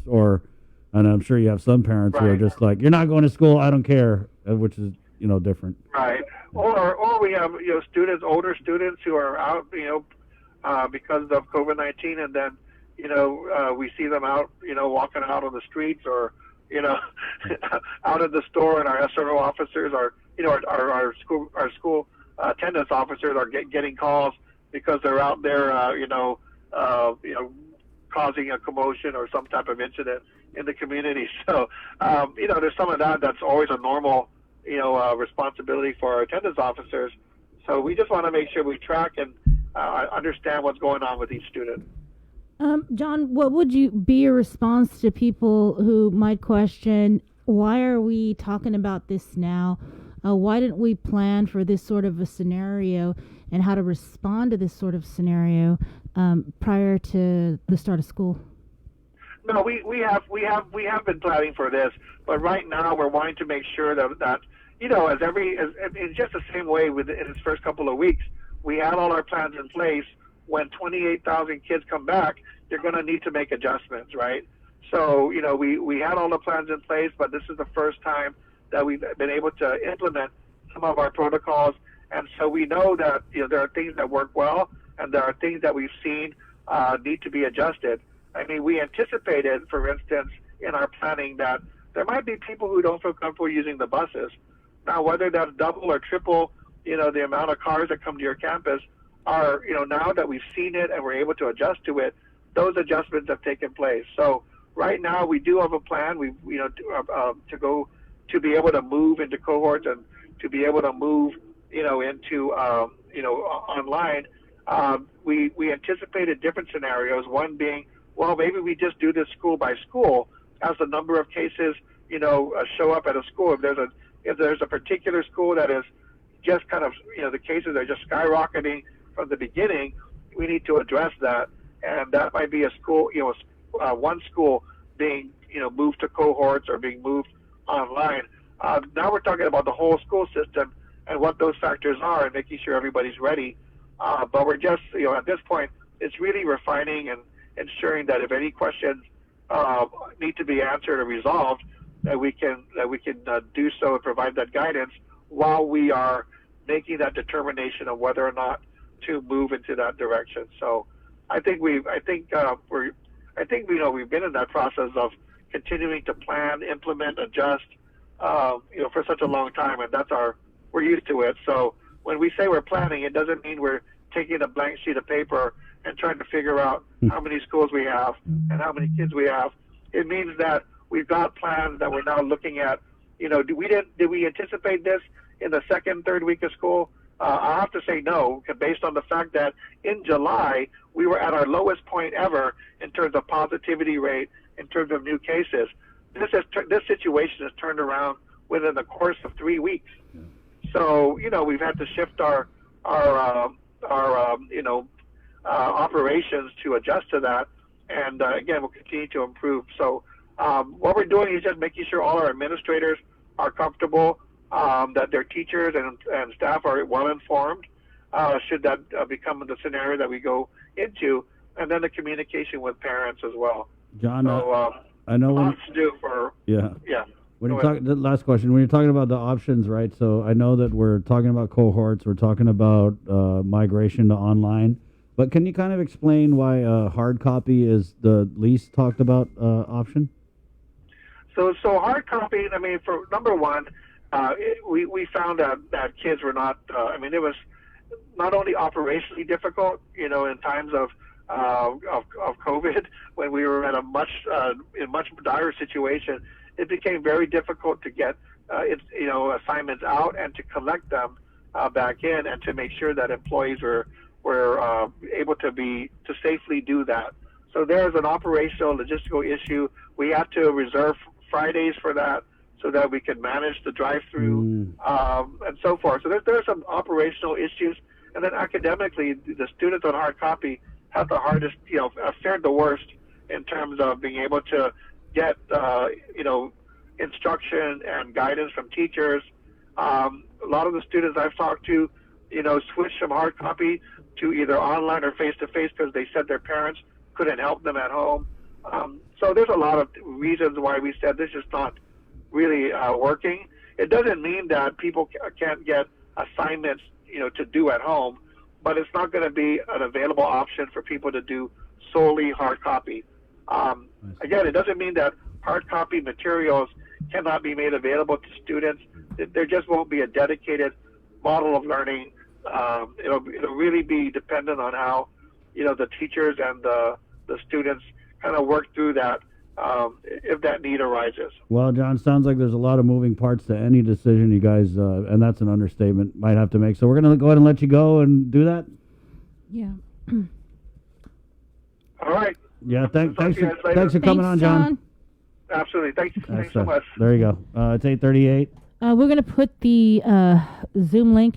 We've actually been posting it on our show, the invite for tomorrow's virtual input session. Again, it is tomorrow, 9 o'clock in the morning. The Zoom invite is up on our stream, and we will also be posting it on our Instagram page. Yes? Yeah. Again, that's tomorrow, 9 a.m. Hey, that was our news brought to you by Pacific Points. We're actually going to take a break and go into the KUAM News Zoom room and come back with the Chief of Police, Steve Ignacio. But I did have a couple more birthday shout-outs. Corrine Mendiola, happy birthday from your stepmother. And Isaac Ronan Malia, 6 years old. That's coming from your grandma and grandpa. The link continues next. Good morning, it's Friday. The KUAM Podcast Network is back and on demand, featuring a great variety of podcasts from our island and region, including culture, lifestyle, awareness, crime, politics, commentary, comedy, and entertainment. Available on most streaming platforms. The KUAM Podcast Network. Subscribe and listen now.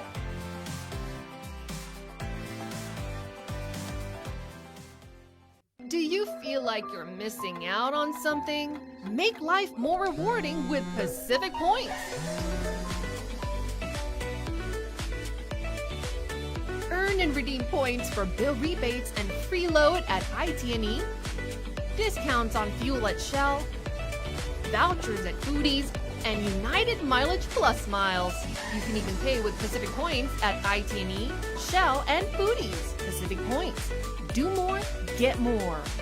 The relationship between Guam and Manila, Philippines is undeniable as we share similar cultural traditions, history, and heritage, with generations of Filipinos calling Guam home. KUAM presents a monthly look at the capital city featuring in-depth and engaging interviews on everything from medical tourism to new business and government leaders. Veteran newscaster Nestor Lecanto delivers Beyond Our Borders. This special program is brought to you by KFC and the Medical City, where patients are partners. Say hello to the First Hawaiian Bank mobile app, where you get smart insights into your finances so you can make smart decisions with your money. With a daily personalized feed, you can compare your monthly income to spending. That's better. Discover where your money is actually going. You might be surprised. See what's essential and what isn't. The more you use the app, the smarter it gets. With insights from the First Hawaiian Bank mobile app, it all starts with yes.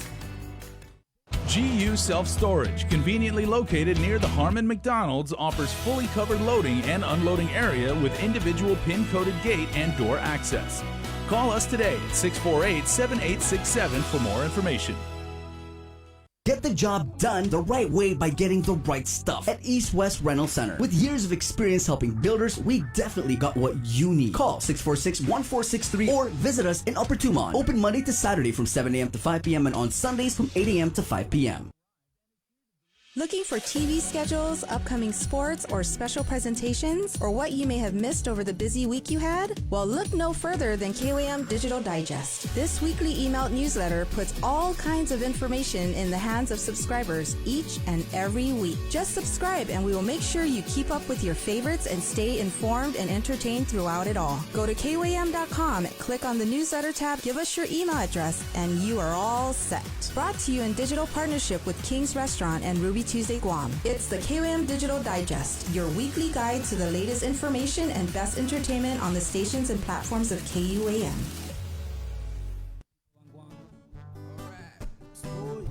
Mixed boys.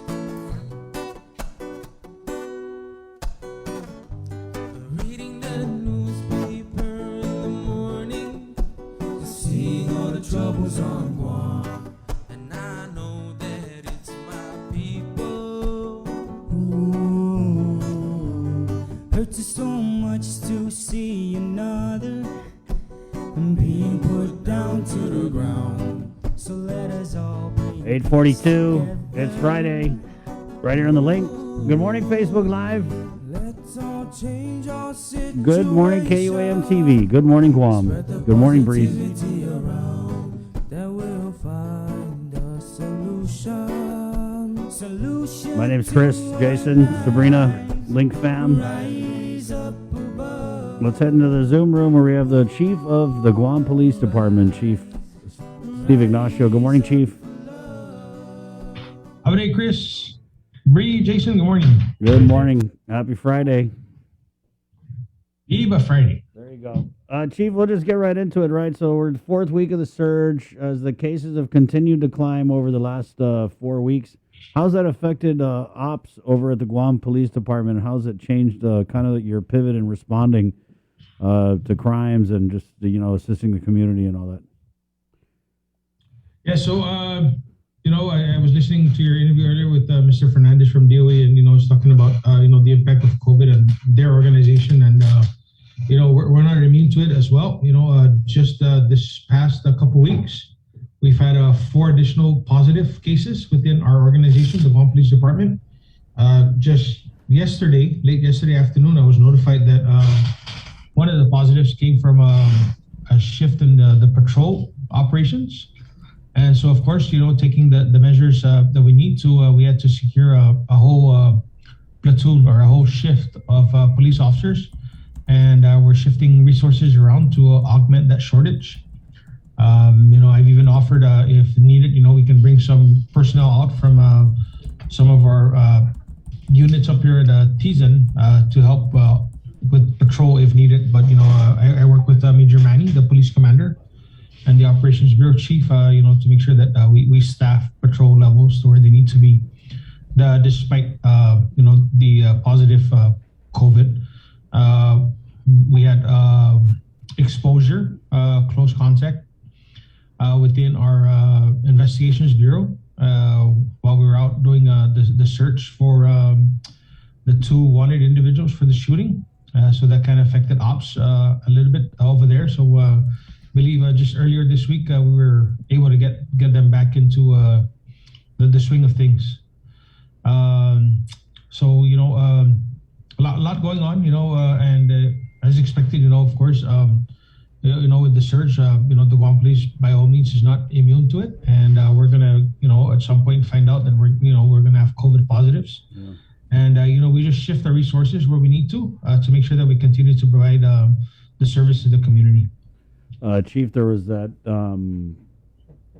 mandates, executive orders that came down, relative to masking and all the other things that are kind of going to be falling on public health, and then I believe GPD to enforce, right? So is there any training or anything that you guys are doing to kind of ramp up enforcement? No, so what it is that public health has already been provided the training by the judiciary, the traffic court, traffic violations bureau, on how to issue a citation and how to properly enter information. We provided some training on de-escalation techniques, so that if they encounter a very irate person, how to deal with that, and maybe just even, of course, taking that necessary step to maybe just move away, a step away from a very bad situation, so that nobody gets hurt, especially the employees of public health. And so, in anticipation of the new executive order in place, which limits access to certain people, especially the unvaccinated, we were working with public health, and we've had conversations. Should they need us, we have a dedicated team to work alongside their teams, so that we can go out and do enforcement. To date, I'm not aware of any citations that we issued or that they issued, but we do have support to that mission as well if needed. What about the new executive order that's coming out today? How is GPD preparing to enforce it? I'm sorry, Bria, I'm not sure what the new executive order is going to hold. Yeah, I haven't heard about it. Just checking. I don't know what she was just trying to trick you into telling us, Chief. You gotta watch this girl over here. Yeah, she might know before me, because I'm not tracking anything. I'm actually I'm excited. Today's a good day for the Guam Police Department. Despite all the COVID positives, very good day today. We have a graduation tonight. So yeah. How many are graduating? These new police officers? We're graduating 21 new recruits. Put them out in the street starting Sunday. Awesome. Yes, thank you. Should we check you next week to see how many will be resigning and going to work for the military? Yeah. Bree. Come on, Bree. You just had to bring that up because. So how many? I just lost. I just was notified last week that I lost 4 to the Guam Airport Police. So yeah, it's tough all the way around, and some of the officers, we were actually losing our seasoned officers. They bring a lot of good experience and background, but it's going to another local law enforcement agency. So they bring that experience with them. They bring that training, and and they're ready to hit the ground running. And it's with the airport police, so we work closely with them, just like with all our other law enforcement counterparts. So something that I've been working on. I've had that conversation already with Mr. Ed Byrne and his staff at the Human Resources Division at DOA, and I'm still waiting on their feedback as to what we can do to raise the salaries. Really, is what we need to do to be more attractive. I had the opportunity to go meet with and sit down with Colonel Bob over at Marine Corps Base, Camp Blas. And that was my first time that I ever sat down with the Marine Corps command staff, his chief of staff, the colonel, his lieutenant colonel, and his staff judge advocate, their emergency manager, and I believe he's the provost marshal for for the Camp Bloss, and it was a real eye opener as to how big Camp Bloss is going to be, but not only in the sense of how big it's going to be, but also in the sense of how much human resources they're going to need. And they're building a brand new police station up there. They're building a brand new fire station up there, to serve that particular camp and that particular community. And so I asked, point blank, well, how many civilian or Department of Defense, DOD police officers are you going to need? And he said 33 by the time we're done. So I get nervous, and something that I need to brace myself for, because I'm sure that they're going to be applicants from my agency and probably even the other law enforcement agencies. But that's just the law enforcement side. There's the fire side, and then there's the other side. The civilian support staff, almost like the public works division, if you will, for Camp Bloss. Yeah.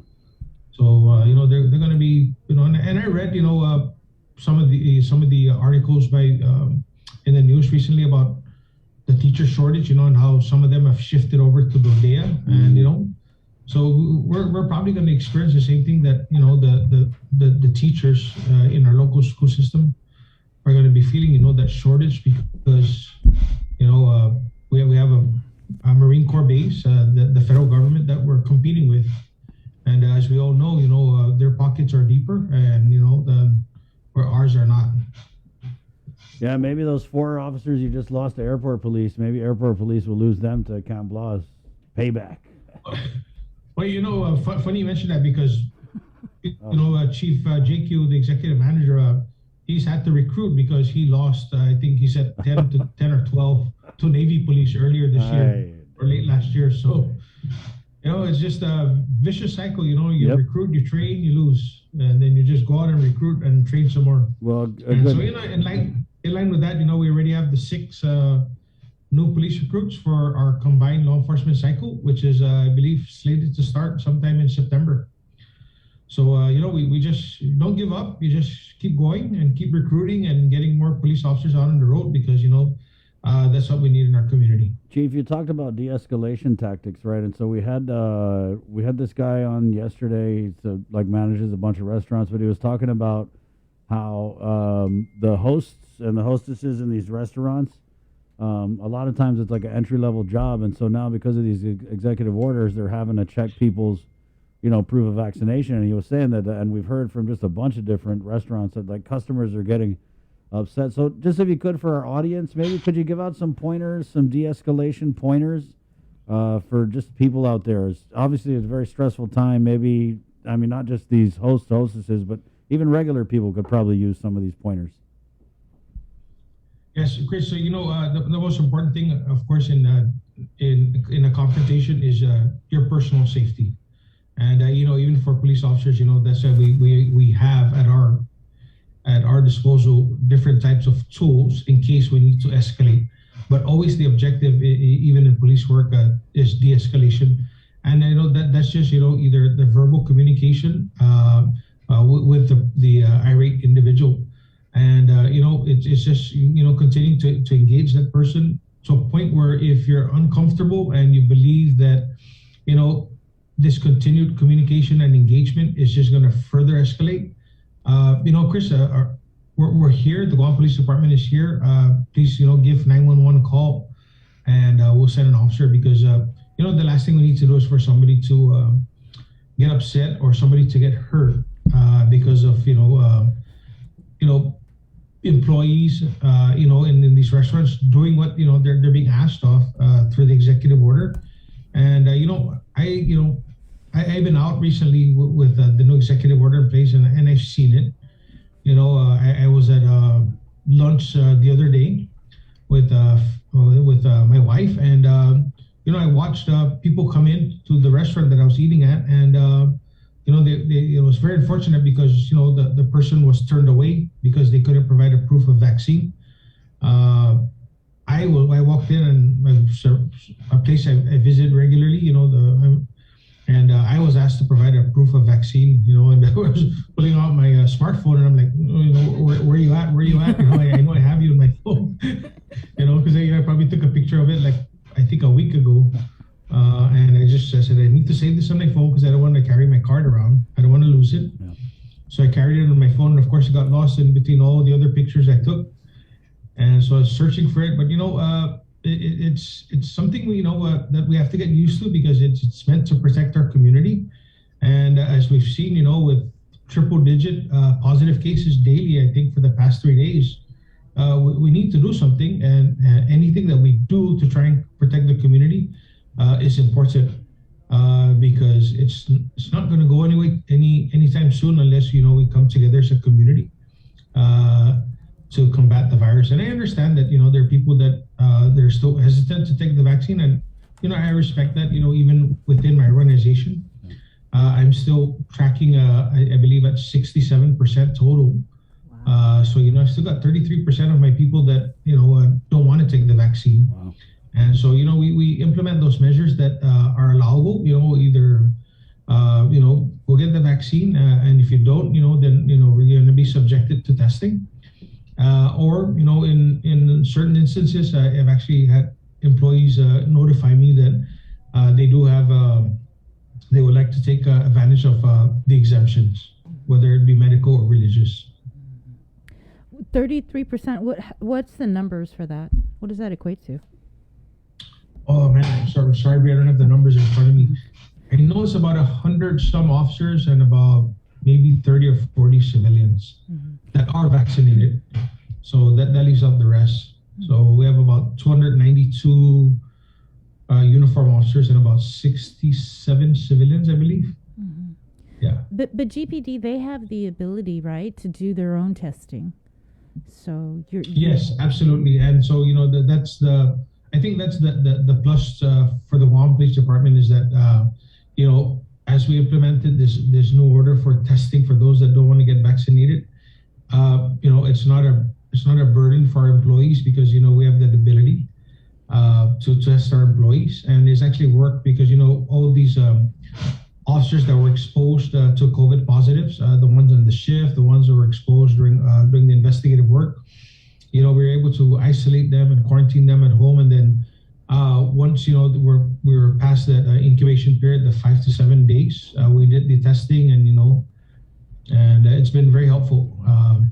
It was actually one of our employees actually was subjected to testing at our central precinct, and we actually detected a positive. Wow. And so that helped because we didn't have to wait for test results from other areas. I wanted to follow up on the press conference that was held by the Attorney General's office last week, Friday, just like an hour after the governor's press conference. And there was they cleared the officer, right, of any wrongdoing in terms of the use of force. But I wanted to follow up on, there were 2 people, I thought, involved in that attack in Tamuning, right? With the officer-involved shooting, remember? One of them... Sorry, I didn't hear you. The officer-involved shooting, 2 people involved. What is the status of that second suspect? We never heard of any arrests or anything like that. Bria, for that part of that question, I would have to defer to the Attorney General's office. That's the responsibility of the independent investigative team. They did the criminal investigation. As a matter of fact, I just received a copy of that report, which we're using with our in line with our internal affairs investigation, which is still ongoing. And so, I'm not at the point yet where I'll be discussing the outcome of our internal affairs investigation. But yes, I am aware that there was a second person. I believe it was the first individual that was seen wielding machetes. Right. So I'm not sure what the outcome of that was. I'm not sure if there was going to be any charges, if you will, against that person. And I'll leave that up again, like I said, to the AG's office to answer that question. No, actually, that question was posed during that press conference. but they weren't answering anything in relation to the suspects. It was just strictly focused on the officer. So I can't speak to their investigation. Okay. Chief, is there any update on the Pereira? There was a Pereira kid that's been missing. Or not kid, he's young. Which one, Chris? I'm not tracking him. Bree, help me. There was flyers going around for this Pereira. No, I don't know. I do have questions though on some flyers though. Yeah. Okay. Do you know anything about a missing kid, which Chris is referring to? Not a kid. I mean, it's probably in his early 20s, maybe. No, Chris. If you can send me that. Yeah. Let me look here. Flyer? Go ahead, Bree. I'll look into it. I'm not tracking any missing persons. Okay. What about the search for the two people that are wanted for questioning in relation to the shooting that occurred over here in Dededo on Tranquilo Street? There were two people that GPD was searching for. Do you have any new information regarding that incident? No. Again, that's something that it's still being actively investigated. The Criminal Investigation Division and the Special Operations Division. They are still working on actively searching for the two wanted persons. And, I have said this before, there may be people that may be hindering the apprehension and harboring these wanted people. And it's just a reminder to the community, to those especially that are aiding or harboring these people from being apprehended. Those are crimes. And if we find out that you are harboring or aiding their escape or their apprehension in any way, shape, or form, you will be held accountable.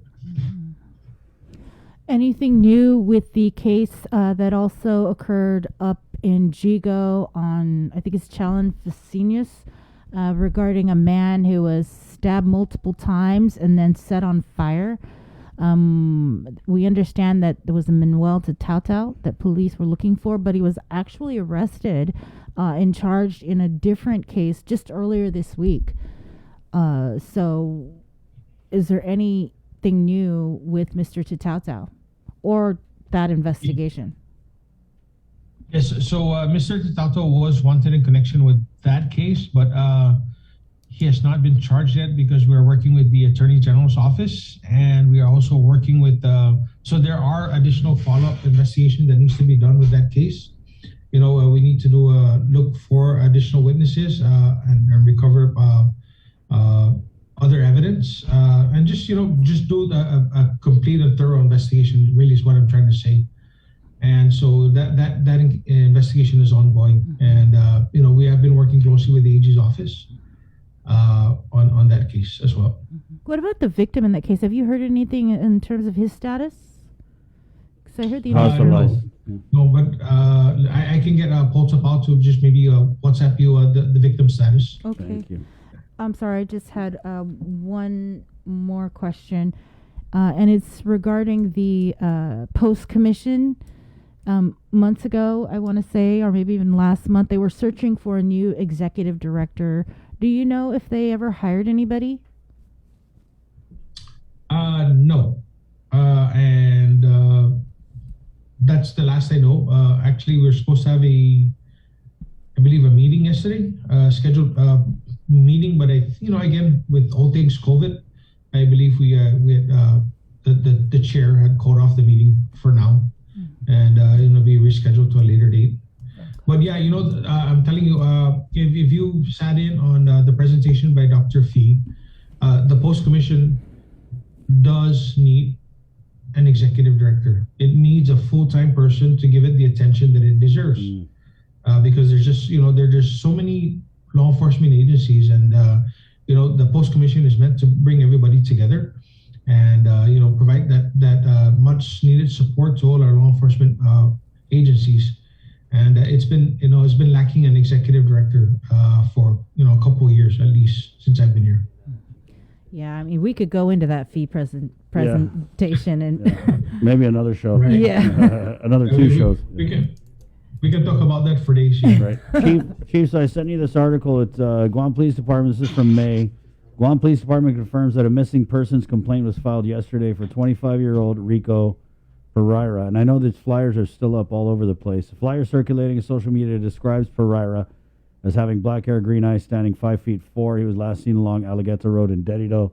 GPD spokesperson Sergeant Paul Tapau has yet to issue an official missing persons release, but informs KUAM that the report has been generated and anyone with info can contact GPD Dedido Precinct 632-9808 or 9811. So that was what I was talking about, Chief. Has there been any development with this case? Okay, yeah, no, I remember. Yeah, this is from a couple of months ago. Yeah. No, unfortunately, we don't have any information with Mr. Pereira, and yeah, he's still considered a missing person. I'll get with the Criminal Investigation Division and see if they have an update. Okay. But I remember tracking this case a couple months ago. Yeah. Anything new with the DNA lab? Is that still on track to open in a couple months? Still on track to open in October, and we're still on track to procure all the much needed equipment. And I'd like to thank, of course, Dr. Mira Okada and her team for working alongside my team at the Forensic Science Division. And everything's still a go, and we're excited about that as well. A couple months from now. Chief, while we're on the subject of DNA, is the Michael Castro murder investigation closed? The Michael Castro murder investigation is still ongoing, and arrests have been made, and so everything now has been turned over to the AG's office, and but we continue to work with them. Are we anticipating any more arrests in that case? Not that I'm aware of at this point. Yeah. Good. All right. Thank you, Chief. Chief. Be safe. Adios. And congratulations to the 21 grads tonight. Yeah, thank you. 9:07. Go get 'em. We got to take. Yeah, there's a lot of bad guys out there. We're going to take just a really quick break, and then we're coming back with, hey, ladies, Jason Solis is coming up next. What, am I parking somebody's Right here on the link. KUAM's multi-platform morning show. Podcast Network is back and on demand, featuring a great variety of podcasts from our island and region, including culture, lifestyle, awareness, crime, politics, commentary, comedy, and entertainment. Available on most streaming platforms. The KUAM Podcast Network. Subscribe and listen now.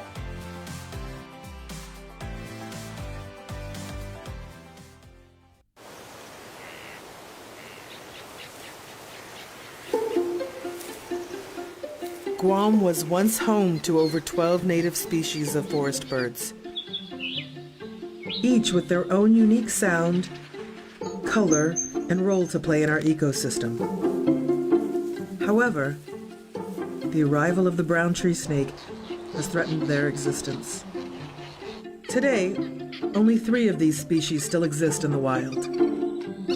But what was once lost can be restored. Join the Department of Agriculture's efforts to restore our ecosystem. It is only through partnerships with various organizations and the community that we can give our native birds a future.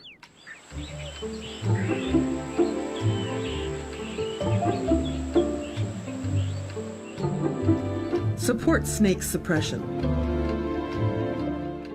Say hello to the First Hawaiian Bank mobile app. Got a question about your finances? You've come to the right place. Bring all your accounts together, even those that aren't with us, and see the big picture, right down to the smallest detail. Unlock powerful tools like Insights and Money Map that help you save time and take control of your finances. When you connect accounts with the First Hawaiian Bank mobile app, it all starts with yes. Do you feel like you're missing out on something? Make life more rewarding with Pacific Points. Earn and redeem points for bill rebates and free load at IT&E, discounts on fuel at Shell, vouchers at Foodies, and United Mileage Plus miles. You can even pay with Pacific Points at IT&E, Shell, and Foodies. Pacific Points. Do more, get more. Get the job done the right way by getting the right stuff at East West Rental Center. With years of experience helping builders, we definitely got what you need. Call 646-1463 or visit us in Upper Tumon. Open Monday to Saturday from 7 a.m. to 5 p.m. and on Sundays from 8 a.m. to 5 p.m. GU Self Storage, conveniently located near the Harmon McDonald's, offers fully covered loading and unloading area with individual pin-coded gate and door access. Call us today at 648-7867 for more information. The relationship between Guam and Manila, Philippines is undeniable as we share similar cultural traditions, history, and heritage. With generations of Filipinos calling Guam home, KUAM presents a monthly look at the capital city featuring in-depth and engaging interviews on everything from medical tourism to new business and government leaders. Veteran newscaster Nestor Lecanto delivers Beyond Our Borders. This special program is brought to you by KFC and the Medical City, where patients are partners. Listen, watch, and learn from the daily Chamorro news updates from KUAM News. Catch them on The Link during the 8 o'clock hour, streaming online on Isla Radio, or on the KUAM News YouTube channel for your convenience. Tune in and stay informed, all while preserving our precious culture through the daily use of our native Chamorro language. Chamorro news updates are brought to you by your familia at First Hawaiian Bank.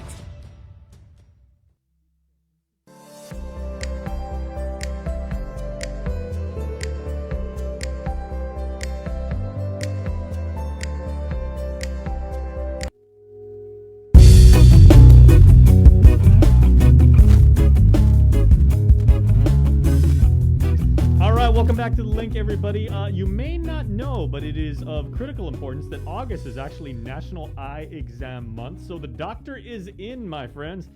Link fam, let's go take a little trip. You're joining us here in Harmon. We're going to take a little stroll down Marine Corps Drive, up Airport Road, through Tizen, all the way through Mighty. And we're going to go up to Sinahanya, where our friend Dr. Peter Lombard is in his clinic right now. Doc, always good to see you. It has been a while. You and I have actually been working on this show for a while, to the point where both of us actually still had the majority black hair. So, you know, you've been a member of the Link Show for a while now. Yeah, it's this is coming on for something a little different, a little bit more in my wheelhouse than coronavirus. Yeah. So happy to be here. Thanks for having me. Yeah, of course. And, you know, I remember that for me, it was a very eye-opening, you know, pardon the pun, you know, given your given your profession. But it was a real good interview that I did with you last year, because you were saying, right at the time when people were like, okay, I've been on a computer, you know, double-digit hours a day, like, you know, everyone from, you know, people in their mid-40s and, you know, retirement people all the way down to, like, little kids. And you were actually giving some very, very helpful tips about, you know, how to preserve your eyes, how to take care of your eyes and everything, so that you would have longevity and, you know, you wouldn't develop problems and everything like that. I was thinking maybe for this morning's interview, we could kind of say, there's a lot of people saying we should go back to online learning. Most kids are like doing face-to-face right now. So as a eye doctor and everything like that, what would be your advice to people, as, you know, if we should have to go back to sitting in front of screens for an extended amount of time again? So hopefully we can get some, you know, proactive activities. Yeah, well, you know, it's great that we have a month where we can highlight the importance of eye exams, you know, in the spectrum of everything else going on around us. May not seem like it's as important, and rightly so, but, you know, it is important for us to, you know, to think about these things, especially in children who may have uncorrected, you know, refractive errors. They need glasses, and it's remarkable how many times we see a child come in for their first visit. Usually it's because they've been referred by the school for, you know, not passing a screening exam. But it's pretty remarkable how many kids have pretty big need for glasses, and they just never knew it. You know, so one of the biggest things that we think that we would be an indicator would be a child squinting. Okay, squinting is a big, it's a mechanism where you can kind of overcome a little bit of refractive error. So that's one thing to be on the lookout for. But you can just also, you know, just be observant of your child and see if there's any instances in which it seems like they're not seeing things as well as you think they should be able to.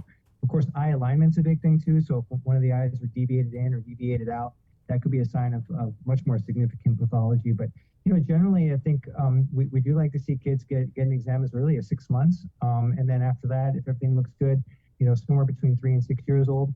But the reality is, if you get an eye exam and everything looks good, and the child isn't complaining of anything, you're probably in the clear for every few years coming back to get an eye exam. When it comes to the screen time, it is important to make sure kids are allowing themselves to rest their eyes a little bit, look away from the screen, look off into the distance. The biggest problem I think we talked about last time was the I hate to use the word epidemic, but the epidemic of myopia or nearsightedness is getting worse. More and more kids are becoming more and more nearsighted, and a lot of that's because of this increased screen time that we've had during the epidemic, and it's a real thing. I mean, there's data that shows kids becoming more and more nearsighted. So that means, remember, myopia means you can see better up close and not quite as well in the distance. And we measure refractive error in what we call diopters. So somebody that's nearsighted has a negative prescription. So you might see somebody that has a -2 prescription. Their nearsightedness is about maybe this far away. Somebody who's a -5, they can see clearly this far away, but then everything else is super blurry. So what we're seeing is this progression of myopia. Somebody who's -2 progresses to -3 to -4, -5. And that is happening faster and faster. And we know there's an association with the amount of time that you spend looking at things close to you. So that is a very good reason for kids that are myopic to get annual eye exams. And we actually have some things that we can do to help slow that progression down. Because when you're older, myopia can cause some problems too. Now, there are some people in our community who might say certain government leaders tend to be myopic, but that's a completely different interview for a different time, right? How about Doc, maybe more generally speaking, I guess, does eye dryness fall under a normal eye exam and everything? Because I know you go to the store, the pharmacy, and it's like you have 10,000 different brands of eye drops and everything. That's like do you want nice moist eyes or the cooling effect and everything like that? Is that just savvy, clever marketing, or is that an actual thing that could lead to more problems substantially down the line? Absolutely.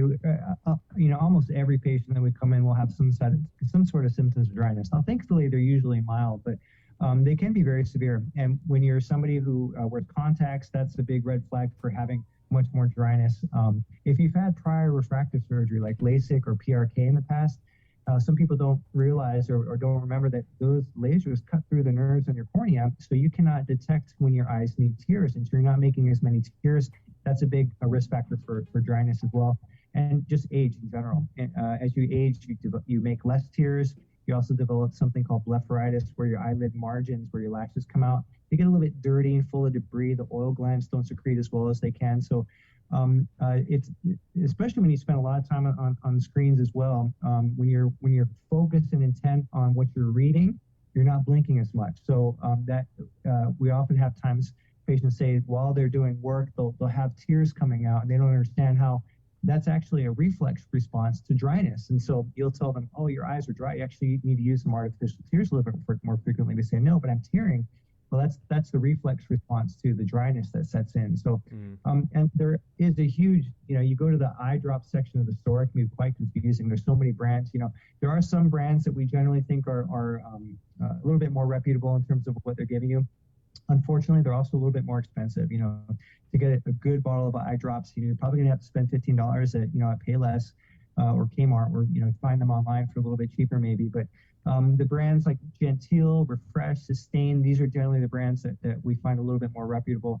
You want to stay away. Some people don't know this, but you want to stay away from using things like products like Visine or Clear Eye.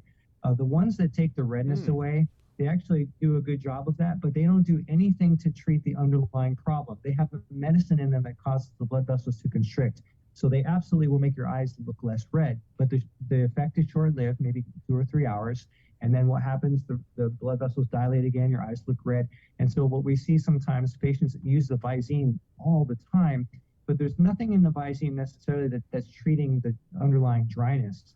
So they'll often reach for those as well because they're a little bit less expensive. But we always have to educate folks a lot that if you're going to get a drop that's going to help the dryness, please try to stay away from those drops to take the redness away. Interesting, because I would think in terms of brand awareness, like if someone's buying that for the very first time or like very infrequently, that would be the first thing they reach for, just because they're like, oh, I've seen I've seen the commercial, I've seen banner ads all over the internet for Visine or Clear Eyes and everything like that. Would you actually recommend then?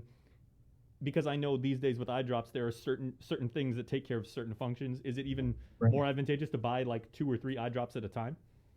Well, I discourage people from using like a Visine Clear Eye product all the time. Every once in a while, it's okay. You know, you're going to a function and you just want to make sure you're looking your best and you're presentable.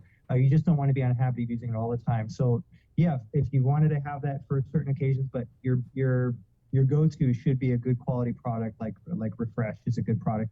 And even then it gets even more confusing. If you look at all the different types of Refresh, they have some that are formulated for mild dryness or severe dryness. They actually make ointments for the eyes for real severe dry eyes as well. So, and then there's actually there's prescription eye drops that we can use that are actually quite expensive that can help people with severe dry eyes.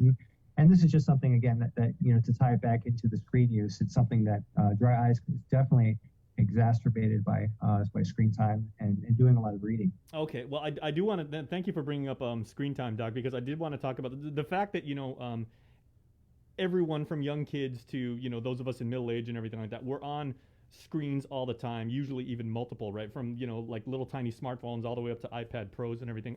Can you give us your take as a medical professional on things like artificial light? You know, like I've seen some people, you know, set their Kindle and they set the font really, really big and their brightness, you know, to an obnoxiously really, you know, in either pole, right? They set it really, really bright or really, really dim because they were like, I don't want to stress out my eyes and everything like that. Doing things like that, even though they may have good intent, wind up having like negative effects? Well, the reality is the screen use is not likely to cause any harm or damage. If you know, one of the biggest fears is the blue light component that comes from LED screens, and that's a lot of what's driving the push or the marketing to promote these blue light blocking eyeglasses. And the reality is, if just the ambient light that you get from the sunlight, there's so much more blue light that enters your eyes from ambient light than you could ever get from a tiny screen.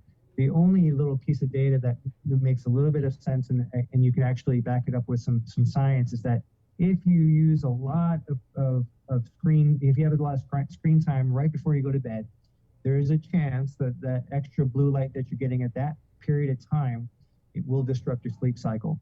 So if you're doing a lot of work on a screen before bed and you have a really poor sleep cycle, or you just don't feel like you're getting rested, that might be one situation where you'll either say, let me do my screen time at least a few hours before bed, or you could try blue light blocking eyeglasses and see if you think it helps you. Because anecdotally, I do know some people and some patients who will absolutely swear by the benefits of blue light.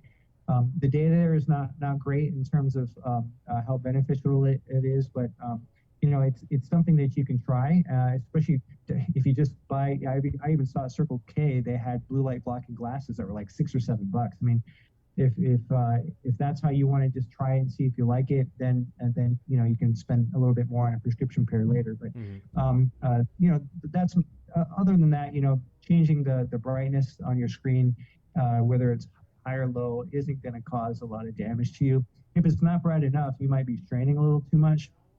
Could cause some headaches, but generally speaking, you know, do what's comfortable. That's what I tell patients: do what's comfortable, and don't really worry that it's going to be causing any harm. All right, I can live with that. And then, Doc, final question. And I saved this one for the last because I know, like, you and I are both big sports enthusiasts, right? So, what is typically the advice that you give, you know, to fellow athletes? And you know, we may be talking middle school kids, you know, professional athletes, people like yourself who, you know, competed at the Olympic level.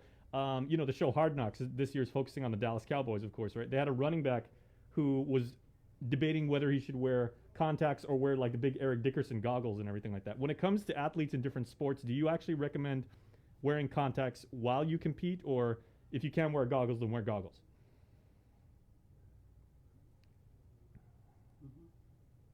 Wow, that's interesting. I think I would have a conversation with them about having refractive surgery, to be quite honest. When you get LASIK or PRK, you don't have to worry about the glasses or contacts. And I think in generally, you're going to get better vision with contacts versus glasses or goggles. There's just a certain amount of distortion that can happen with the lens in front of your eye versus having a contact lens that's sitting right on the eye. But that comes with other risks. You know, if it pops out during I don't know if you saw that there was a Taekwondo Olympian or something that their contact fell off, and they licked it and put it back on their eye, and all the ophthalmologists in the world were like screaming. And I would think that would be a risk if you're dealing with a contact sport too. You know, like if you've got some foreign object in your eye, and then, you know, say you get a detached retina or something like that, that can be dangerous, right?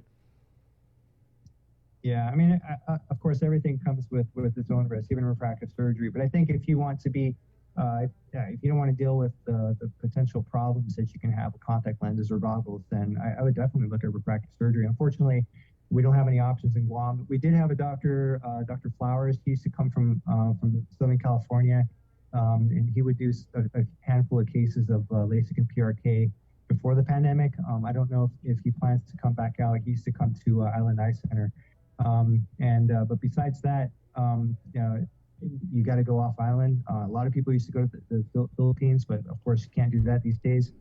So Hawaii is really the closest place, but unfortunately you got to plan on spending between $2,000 to $3,000 minimum per eye to get refractive surgery done. And thankfully there's lots of places in Guam to get eye exams. Of course we're certainly not the only show in town. You've got some places in the mall, Gaining Shopping Center, Ideal Optical, Vision Express. As far as places with licensed optometrists and ophthalmologists, Take Care Vision Center, STA Vision Center, St. Lucy's has an ophthalmologist over there. So lots of places to get your eye exam, especially as you get older. If you're 60 plus, if you've got diabetes, you have to get an annual eye exam. I know that we see a lot of patients that have not had that done, and sometimes we see patients when it's late starting treatment on them, and unfortunately they've already had some vision loss. All right, everybody. So August is National Eye Exam Month. That means you got a few more days to get your eyes checked. So please go check out Dr. Peter Lombard over at Lombard Health over in Sinahania. Doc, always a pleasure, man. We appreciate it. Thanks so much. Take care, Jason. All right, we'll see you next time. And we will see you guys on the flip side of this break. We are bringing in 2 attorneys to look at some of the legal aspects of some of the possible restrictions coming out. We got Tom Fisher and Rachel Taimanao-Zuzu joining us in the Zoom room right after this. The KUAM Podcast Network is back and on demand, featuring a great variety of podcasts from our island and region, including culture, lifestyle, awareness, crime, politics, commentary, comedy, and entertainment. Available on most streaming platforms. The KUAM Podcast Network. Subscribe and listen now.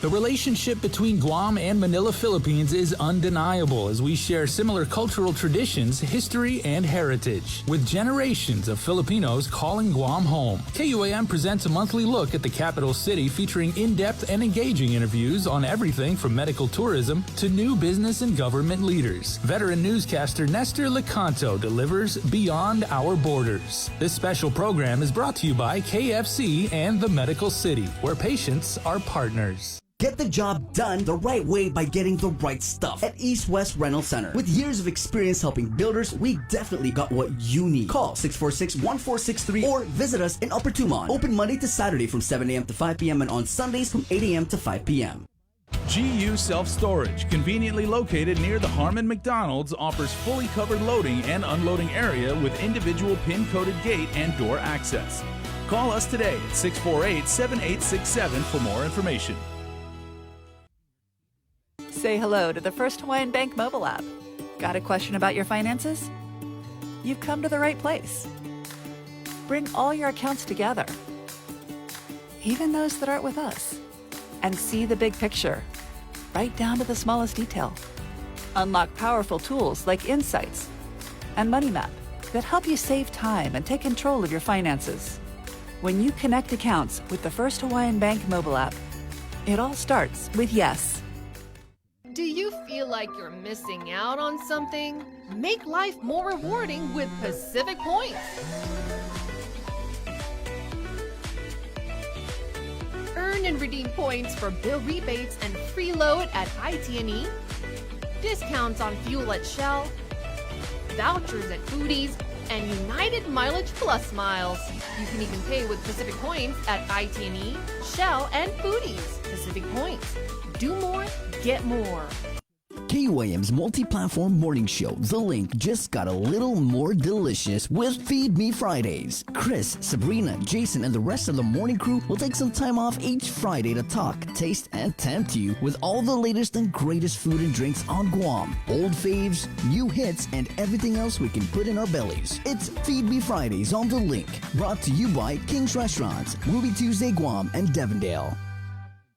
After a year with so many games and events delayed or unplayed, the world is ready for anything and everything in the world of sports. KUAM Communications is ready with more games, more championships, and more specials that are guaranteed to bring out the fan in you. Don't miss a minute of gameplay from NBC on KUAM TV 8 or from CBS on KUAM TV 11. Every month, we'll bring you the action and excitement. Brought to you locally by Michelob Ultra, Superior Light Beer, Marianas Irrigation and Landscape, and Docomo Pacific. Just more great reasons to tune in and turn on so you'll fall in love with TV again with the best from KUAM Communications.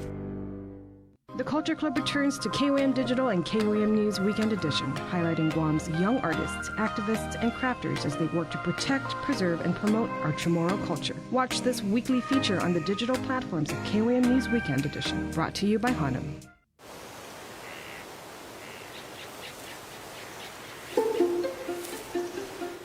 Guam was once home to over 12 native species of forest birds, each with their own unique sound, color, and role to play in our ecosystem. However, the arrival of the brown tree snake has threatened their existence. Today, only 3 of these species still exist in the wild. But what was once lost can be restored. Join the Department of Agriculture's efforts to restore our ecosystem. It is only through partnerships with various organizations and the community that we can give our native birds a future.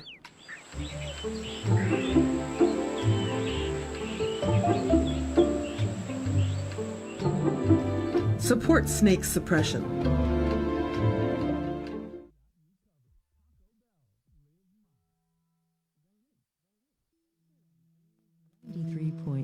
FM.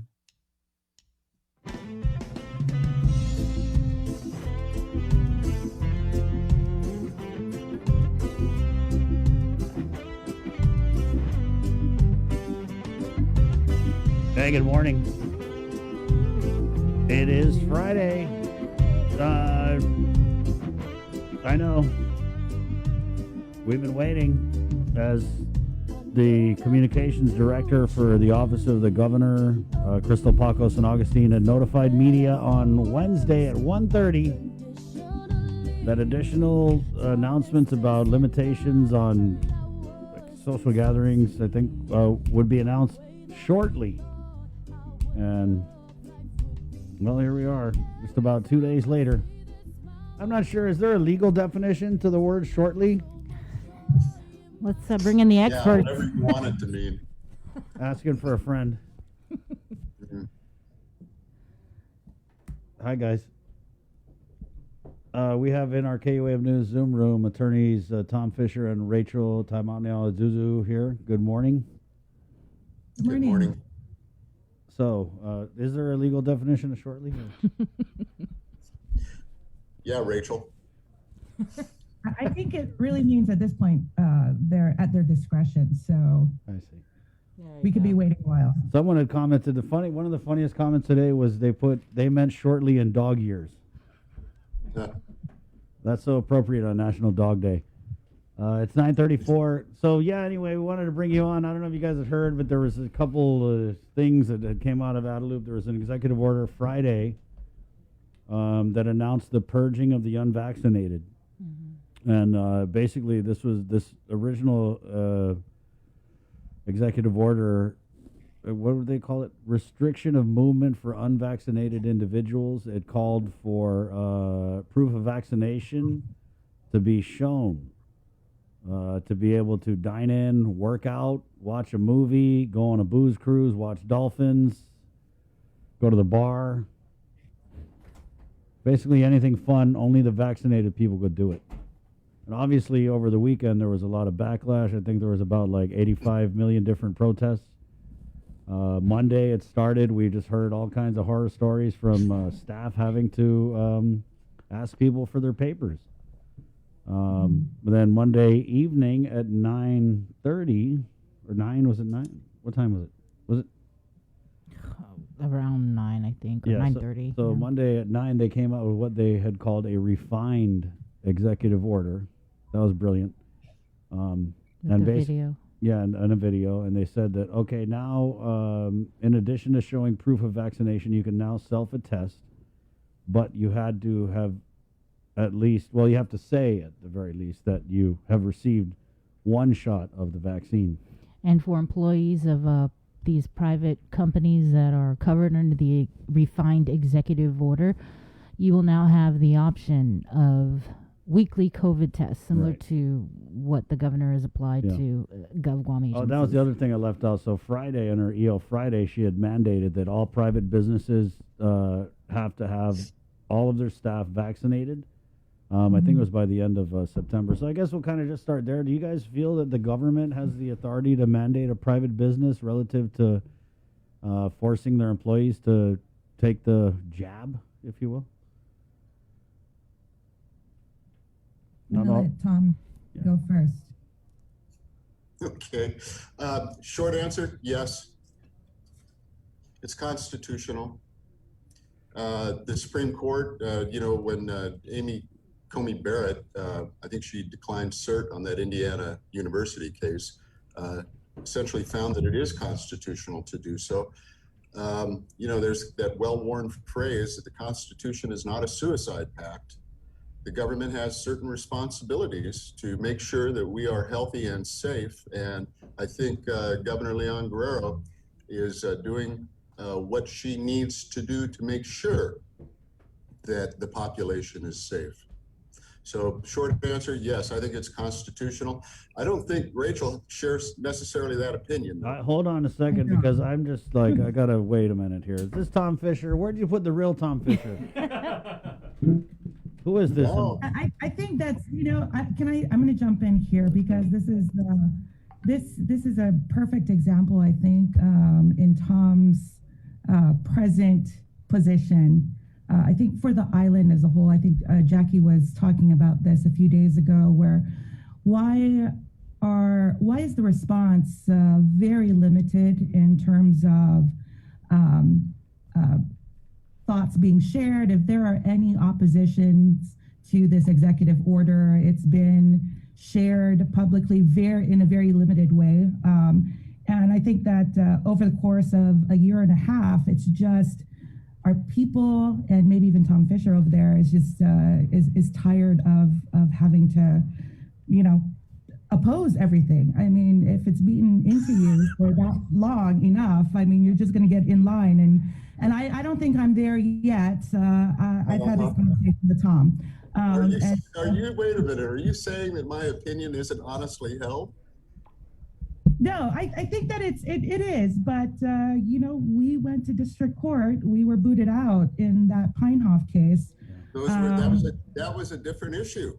It was a different issue, but it's on the same lines. I mean, does the government have the authority to regulate businesses in such a way? But Rachel, that wasn't the argument in Pinehoff. The question was, do they have to reimburse you or compensate you for a taking? We never, and right.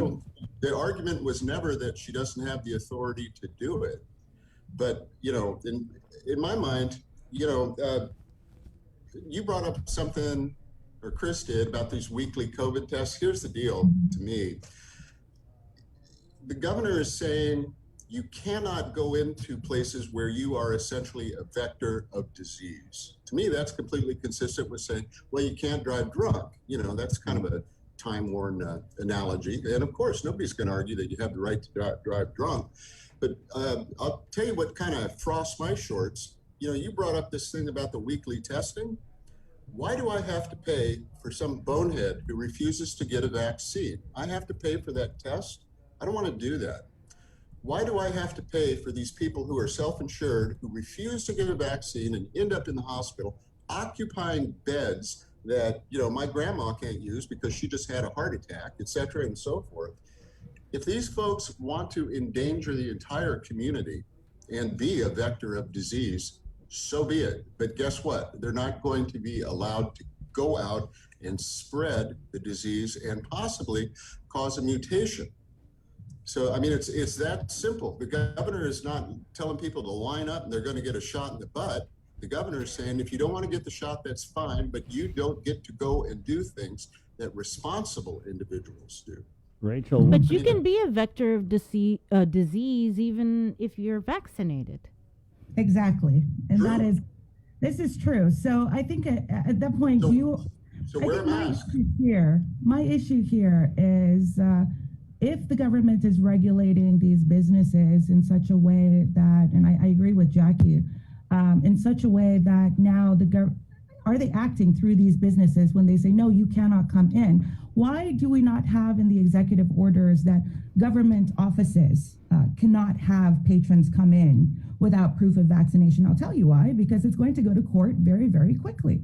And to do it through private businesses where businesses can say, yeah, I have the independence and autonomy to say, I don't want certain customers who are unvaccinated or regulate who comes in by age. You know, in this case, if there are 12-year-olds that come in, and I was one of the first people to get vaccinated, and my children, one of my 4 children, are vaccinated, and you know the 3 others, they're not. And so I can't go into the restaurant to have a sit-down meal with my entire family because my children, my 3 other children, can't come in. What happens if they do? What happens if we do come in and a business says no? Well, Rachel, isn't it true that your children cannot go into the restaurant because there are irresponsible people in the community who refuse to do their civic duty, which is to get that vaccination? What are they afraid of? That they're going to become magnetized? No, that's just insane. I think so. If you're talking about if you're talking and you're saying that these businesses can actually do that, I mean, we're talking. There are so many issues. What about our privacy concerns? I mean, are these businesses now bound by HIPAA? They're not, they wouldn't be subject to HIPAA to begin with, but if the government is acting through these businesses, and it looks like they are, I mean, are there HIPAA violations? Are there privacy violations? Everybody just kind of, sorry. Well, Rachel, if you go down to Club Whoop-de-Doo or something and you want to have a beer, and the proprietor says, show me your driver's license that you are 21 years old, are you saying that too is a privacy violation? No, but then you're asking me for my health records and a vaccination card. I'm asking for proof of vaccination. Exactly. And if I'm going to give you that proof of vaccination, it's through a vaccination card, and that's protected health information. I don't know that I agree with that. And also, the person who's receiving the information is not a healthcare provider, so they're not bound by HIPAA, but I think we're getting a little bit Or their business associates. I have a question. Where's Club Whoop-de-Doo? Somewhere down south. Okay. Now, Rach, let me ask you guys this. So let's say I am one of the unclean. Okay. I'm unvaccinated. I want to go eat out, and because it's my fundamental constitutional right, I'm denied because I don't want to self-attest and lie. And I say I want to go in and eat. I'm unvaccinated. They say, oh, you can't come in here. Can I get money? Can I sue? No. Go ahead, Rachel. I don't think that, I don't think that you can. What about, because I look in the comments and everyone says that this is an infringement on their constitutional rights. So, I mean, that sounds like the big one right there. That sounds like a million. But Chris, the Constitution is a prohibition on the government's actions, not Club Whoop-de-Doo or Kmart or whatever. Yeah, right? but does What the government did here is that it found a loophole, and it's acting under the guise of these private businesses. I would say that makes them state actors. And if somebody who is taking a look at my card and gets my information because it has identifying information, including my date of birth on this vaccination card, and goes to share it with, I don't know, Tom Fisher, that would be a violation for me. Okay, violation of what part of the Constitution? That would be a violation of, I think that would be a HIPAA violation, because then Tom is going to disagree with me, because that, Club Whoop-de-Doo is not a healthcare provider, but I would say that it's a business associate because it acts under the guise of public health. So. Okay. I think the larger point here is whether or not the government has the authority to do this. And my position is they absolutely do. It's part of their police power. I said earlier, you can't drive drunk and you can't go through Tumon. It's my constitutional right to fire my 45 into the air. Oh, no, it's not. It's we're going to regulate that under our police powers. Is anybody here in this Zoom meeting going to argue that the government can keep me from firing my 45 on San Vittorias Road? No, I don't think any reasonable person would. Why do we allow these people who endanger all of us and cost all of us money to participate fully in civic life? There's got to be some way to get control of this disease. And to my mind, Tom, here's the thing, though. Here's the thing. In other states where there are vaccine mandates or mask mandates, vaccine mandates, there are exemptions to those. And the exemptions are going to be for religious beliefs or what other medical exemptions. I don't think that there are any exemptions here in this EO. So does the governor have the authority to do it? I think our Supreme Court has said that the governor has the authority. Yes. And that I think needs to be refined in such a way that lawsuits can do, as well as the legislature. I'm just, one of the things that surprises me is I've not heard anything from our legislature. No, I'm sorry, I stand corrected. I believe there was a press release that was shared by Senator Addis' office. Reaching out and telling the public to reach Adelup, to call Adelup, to communicate with the governor, when it's not the people. That's why they're elected. They are elected to equalize this power. Why we got to do your work for you? You go call the governor, dude. Huh? Yeah, exactly. Yeah, exactly. I like Tony. Senator Addis is my friend, so let me just ask though. I appreciate what he's doing, but really, he in office should be the one to do it. Tom, so you said, walk it back. Tom, you said that. You're gonna have somebody call me now. Tom, you said that constitutional rights of I'm one of the unvaxxed, and I'm yelling at my constitutional rights. You say it doesn't apply. Well, what about my human rights? Okay, your human right to what? I don't know. I'm looking in the comments. Everyone says our human rights are being violated. In the sense that we are no longer autonomous over our own body because the government, this is untrue. The government is not forcing you to get a vaccine. They're just saying you can't do certain things if you're unvaccinated. But if you were saying this is an issue of personal autonomy, and I'm sure there are thousands of people in the community that are saying, no, it's my body. I don't want to get a needle stuck in it, and I get to do that. A little bit, I wonder how many of those people oppose a woman's right to choose an abortion. Just to open a can of worms here, autonomy is autonomy. You can't be inconsistent like that. If you are saying that the government cannot control this aspect of my personal human autonomy, then that, I don't think the discussion ends with the vaccine. Now, you say human rights. What about my human right to be free of living in a community that is replete with and overrun by a dangerous virus? Why should I have to suffer because you refuse to act?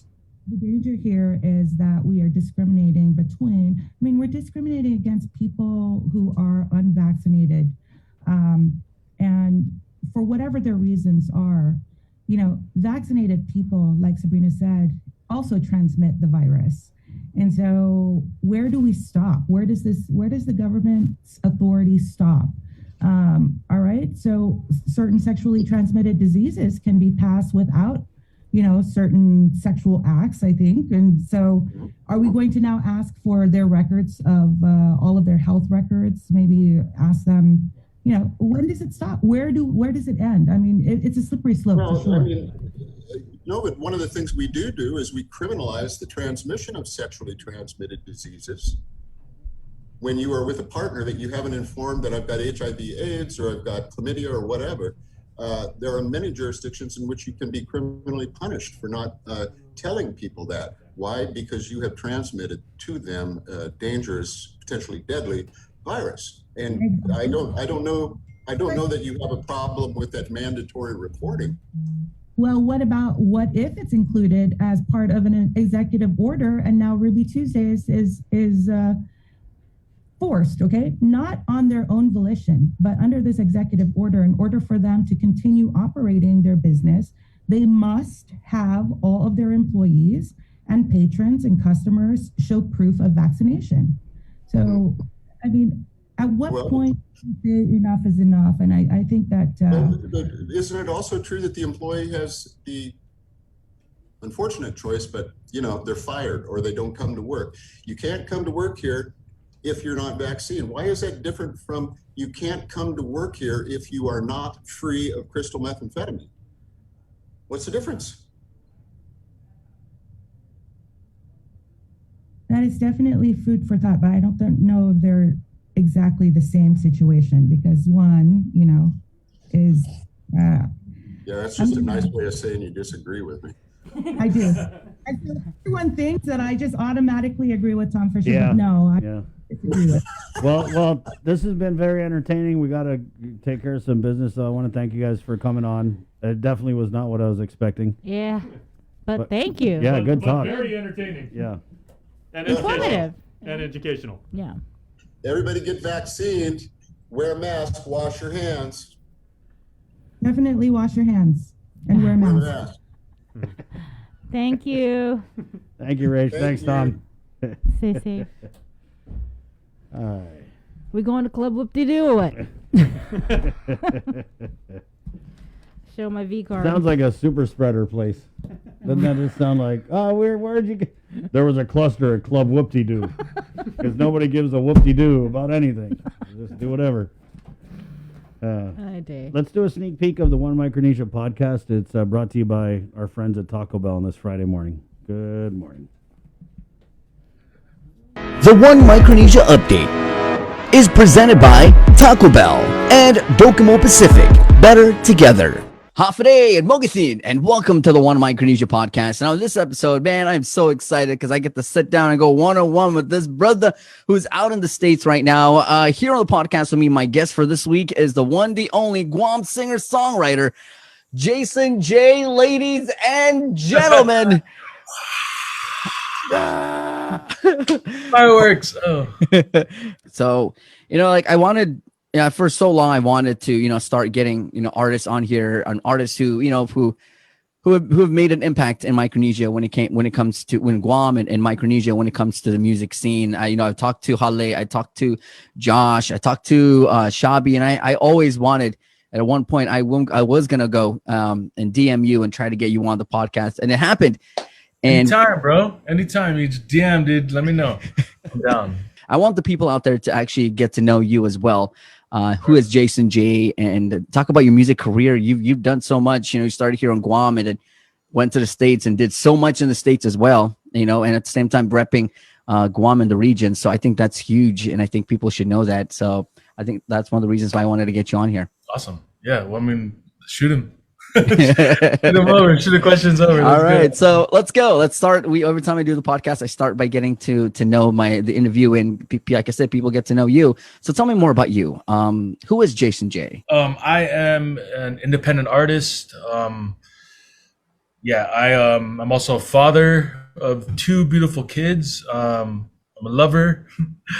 So I'm completely independent. I do everything myself. I'm also a graphic designer, digital illustrator, and I'm very good at cooking breakfast burritos. Yeah. I got like a little secret. I don't know, man. I got a little banger on the recipe. I got something different, I think. That's just from all the years of mastery. That's nice. And then, for those who don't know, you were born and raised here. Yeah. You're from the Philippines, but you were born and raised there. You told me that story right when we started about, how your parents moved here. You're second generation. You're in Guam. So tell us more about that. So yeah, I'm second generation raised on Guam, second generation Filipino raised on Guam. Guam is like the only home I ever really known. I go to vacations back to the Philippines a lot of times, but it's always been just quick summer in and outs, So I've really grown a connection with the people of Guam, and even just like starting off my music career when nobody believed in me, and I just had the Guam people that showed me love. Even to this day, a lot of my support groups and support my fan base is Guam, So I'm just grateful for that and grateful to be part of the music scene, ever evolving music scene on island. Yeah. How did it all start for you? Like, people say it started at church. It was just a ukulele. Like, what was your thing? Mine was high school. So I went to Notre Dame High School in Talafofo. It happened back in 2004, I would say. I started writing original music. I probably picked up guitar in freshman year, which would be 2003. And I'm sorry, 2002. And I was like everybody else, learning covers that your homies teach you. Just like what does that shape look like? Trying to memorize that. And then my writing started all in my sophomore year of high school. I had a teacher at ND, and she had we had a poetry section for English, and just right around that time, I just started to like explore writing. And then the fact that we had this poetry class, I was like, hey man, what if I can just write a song instead of like recite a poem I wrote at home, I kind of, it's weird because I always had like this stage fright of just talking. Even like when it came to like everyone was going down the line, the teacher would be like, oh, present your poem. And like, I would literally, my palms would be sweating in class.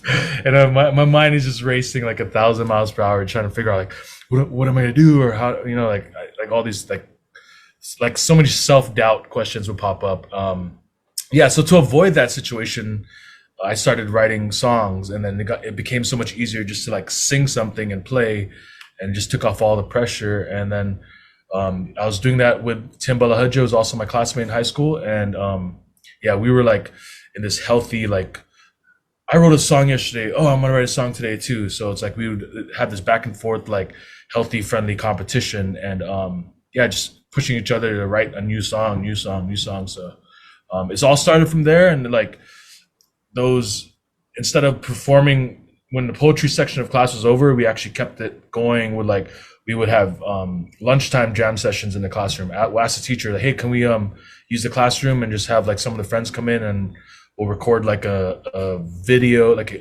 it was one of my friends, John Mabayag, he would like record it on one of his cameras, and then he learned to strip the audio. We were so young. Yeah, he learned to strip the audio from the video, and then we would put those on CDs. Wow.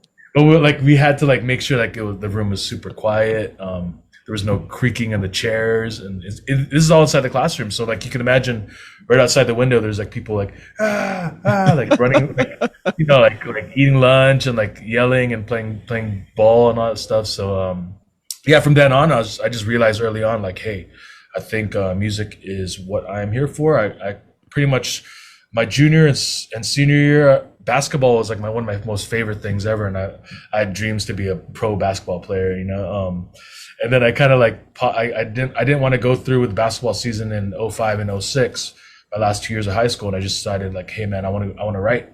People are like, you're crazy, you're like the center of the team, and I was like, but I don't know, music is kind of pulling me in that direction. I'm kind of glad I took it, because a few years ago, when I first got out here, I went to go play basketball at a gym, and like these guys were dunking, dude. These high school kids were dunking, bro. And I'm like jumping, and I was a big boy already. I wasn't like high school weight, Then I realized, that's probably a better move that I picked the guitar up, and so no regrets, man, no regrets. The One Micronesia Update is presented by Taco Bell and Docomo Pacific. Better together. And that's one of our flagship podcasts of the KUAM Podcast Network, One Micronesia Sneak Peek. We do it every Friday, brought to you by Taco Bell. Speaking of the network, Sean Gumatata is slated to drop a new episode of his That's It, That's All podcast later on this morning, and he is going to share his thoughts, as he hinted at earlier this week, about the EO and possible mandated vaccination. So if you're really, really into the storyline and everything like that, keep an eye on our timeline because there's going to be some good stuff coming up. Bree, what are you tracking? Well, I know we heard from Chima that there was going to be a press conference, but have you heard anything about anything that's coming up shortly? No. Okay. I think Nestor's working on All right. finding out what is going to happen today. But for tomorrow, I just want to remind parents, guardians, that if you have concerns about what's happening with the Guam Department of Education and the rising COVID cases, please, please, please take part in the virtual input session. They want to hear from you. They want your input. The session is at 9 a.m. The Zoom invite, we've been posting it all morning long. Or you can actually find it on Guam DOE's Facebook page as well. Right, they're going to be streaming it live on their Facebook page. We'll also have the Zoom invite on our Instagram page. All right, KUAM TV, it's been great. My name's Chris. I'm Sabrina. Also, real quick, congratulations to Team Guam who beat Chinese Taipei last night in the FIBA qualifier. So good job to the boys. Right on, right on. Okay, guys. Joe Sir was there. It's been great. Keep it to the stations of KUAM for the very latest. This has been another episode of The Link. Está adios. Happy weekend.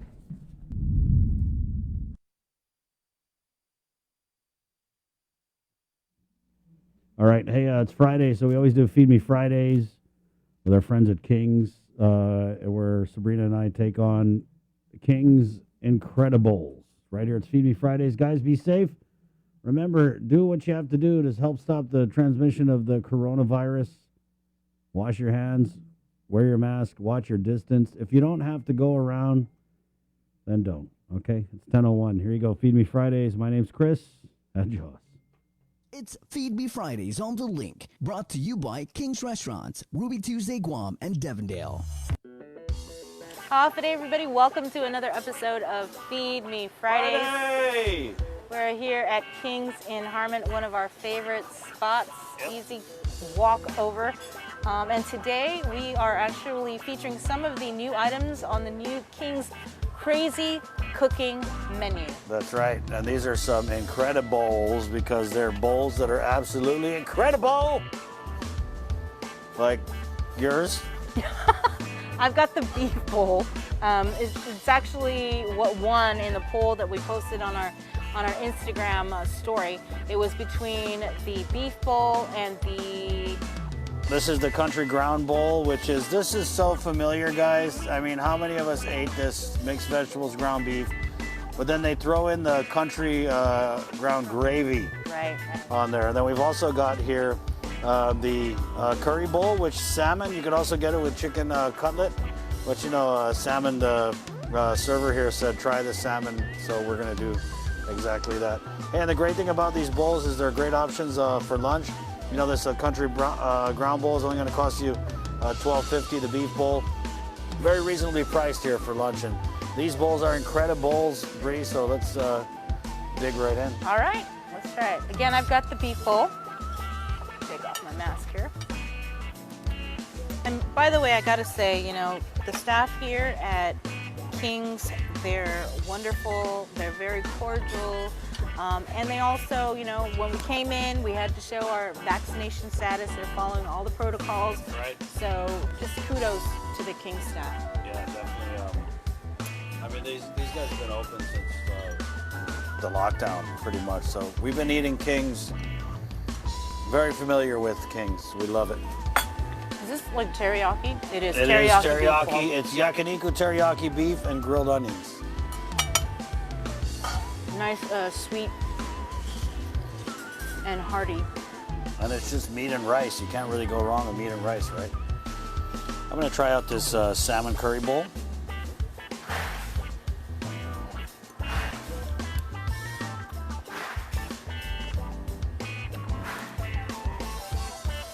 What is it? Oh man, hold on. This is a real light curry. Very good. And again, these bowls, it's just so simple. We are a meat and rice culture here in Guam. And that's why I picked the teriyaki beef, because I'm a meat and potatoes kind of girl. Right. This is good. The salmon is Cooked really nice. Then they got this curry gravy over it. And I always love it. Like the onions, you know, when they cook it up just right with the beef. It's so easy, but it's just so good. That's one thing about King's, man. Nothing fancy, just good, simple, home cooking, and comfort meals. Let's go try this one out, Brie. Okay. Again, that's the Country Ground Bowl. And it's ground beef with, you know, the mixed vegetables, served on a bed of country ground gravy and rice. Thank you. Now, this was another one of the recommended ones from the server. This just takes me back to my mom's late brother, my Uncle Bill. Used to always make this ground beef with mixed vegetable thing. And it would have the lima beans in it. I don't see lima beans in. Peas. It's got the peas in it. It's got the peas, it's got the carrots. I'm gonna put a little bit of Denancy on there. This is actually really good. And you're right, it does take me back to childhood. Wow. When Uncle Bill would make this, just pretty much dry, and you'd have like the sopas from the ground beef and all that. But with this country ground gravy, I like it. wow.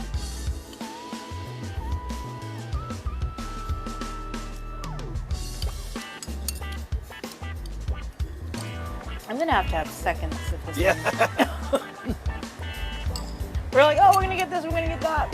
Don't sleep on this though, guys. That is good. Really? I should have chose that one as my dish. Well, no matter how tsatsa you are, no matter how picky you are, they got something for you here at King's. And that's it for Feed Me Fridays. Thank you all so much for watching, and please just stay safe. Yeah.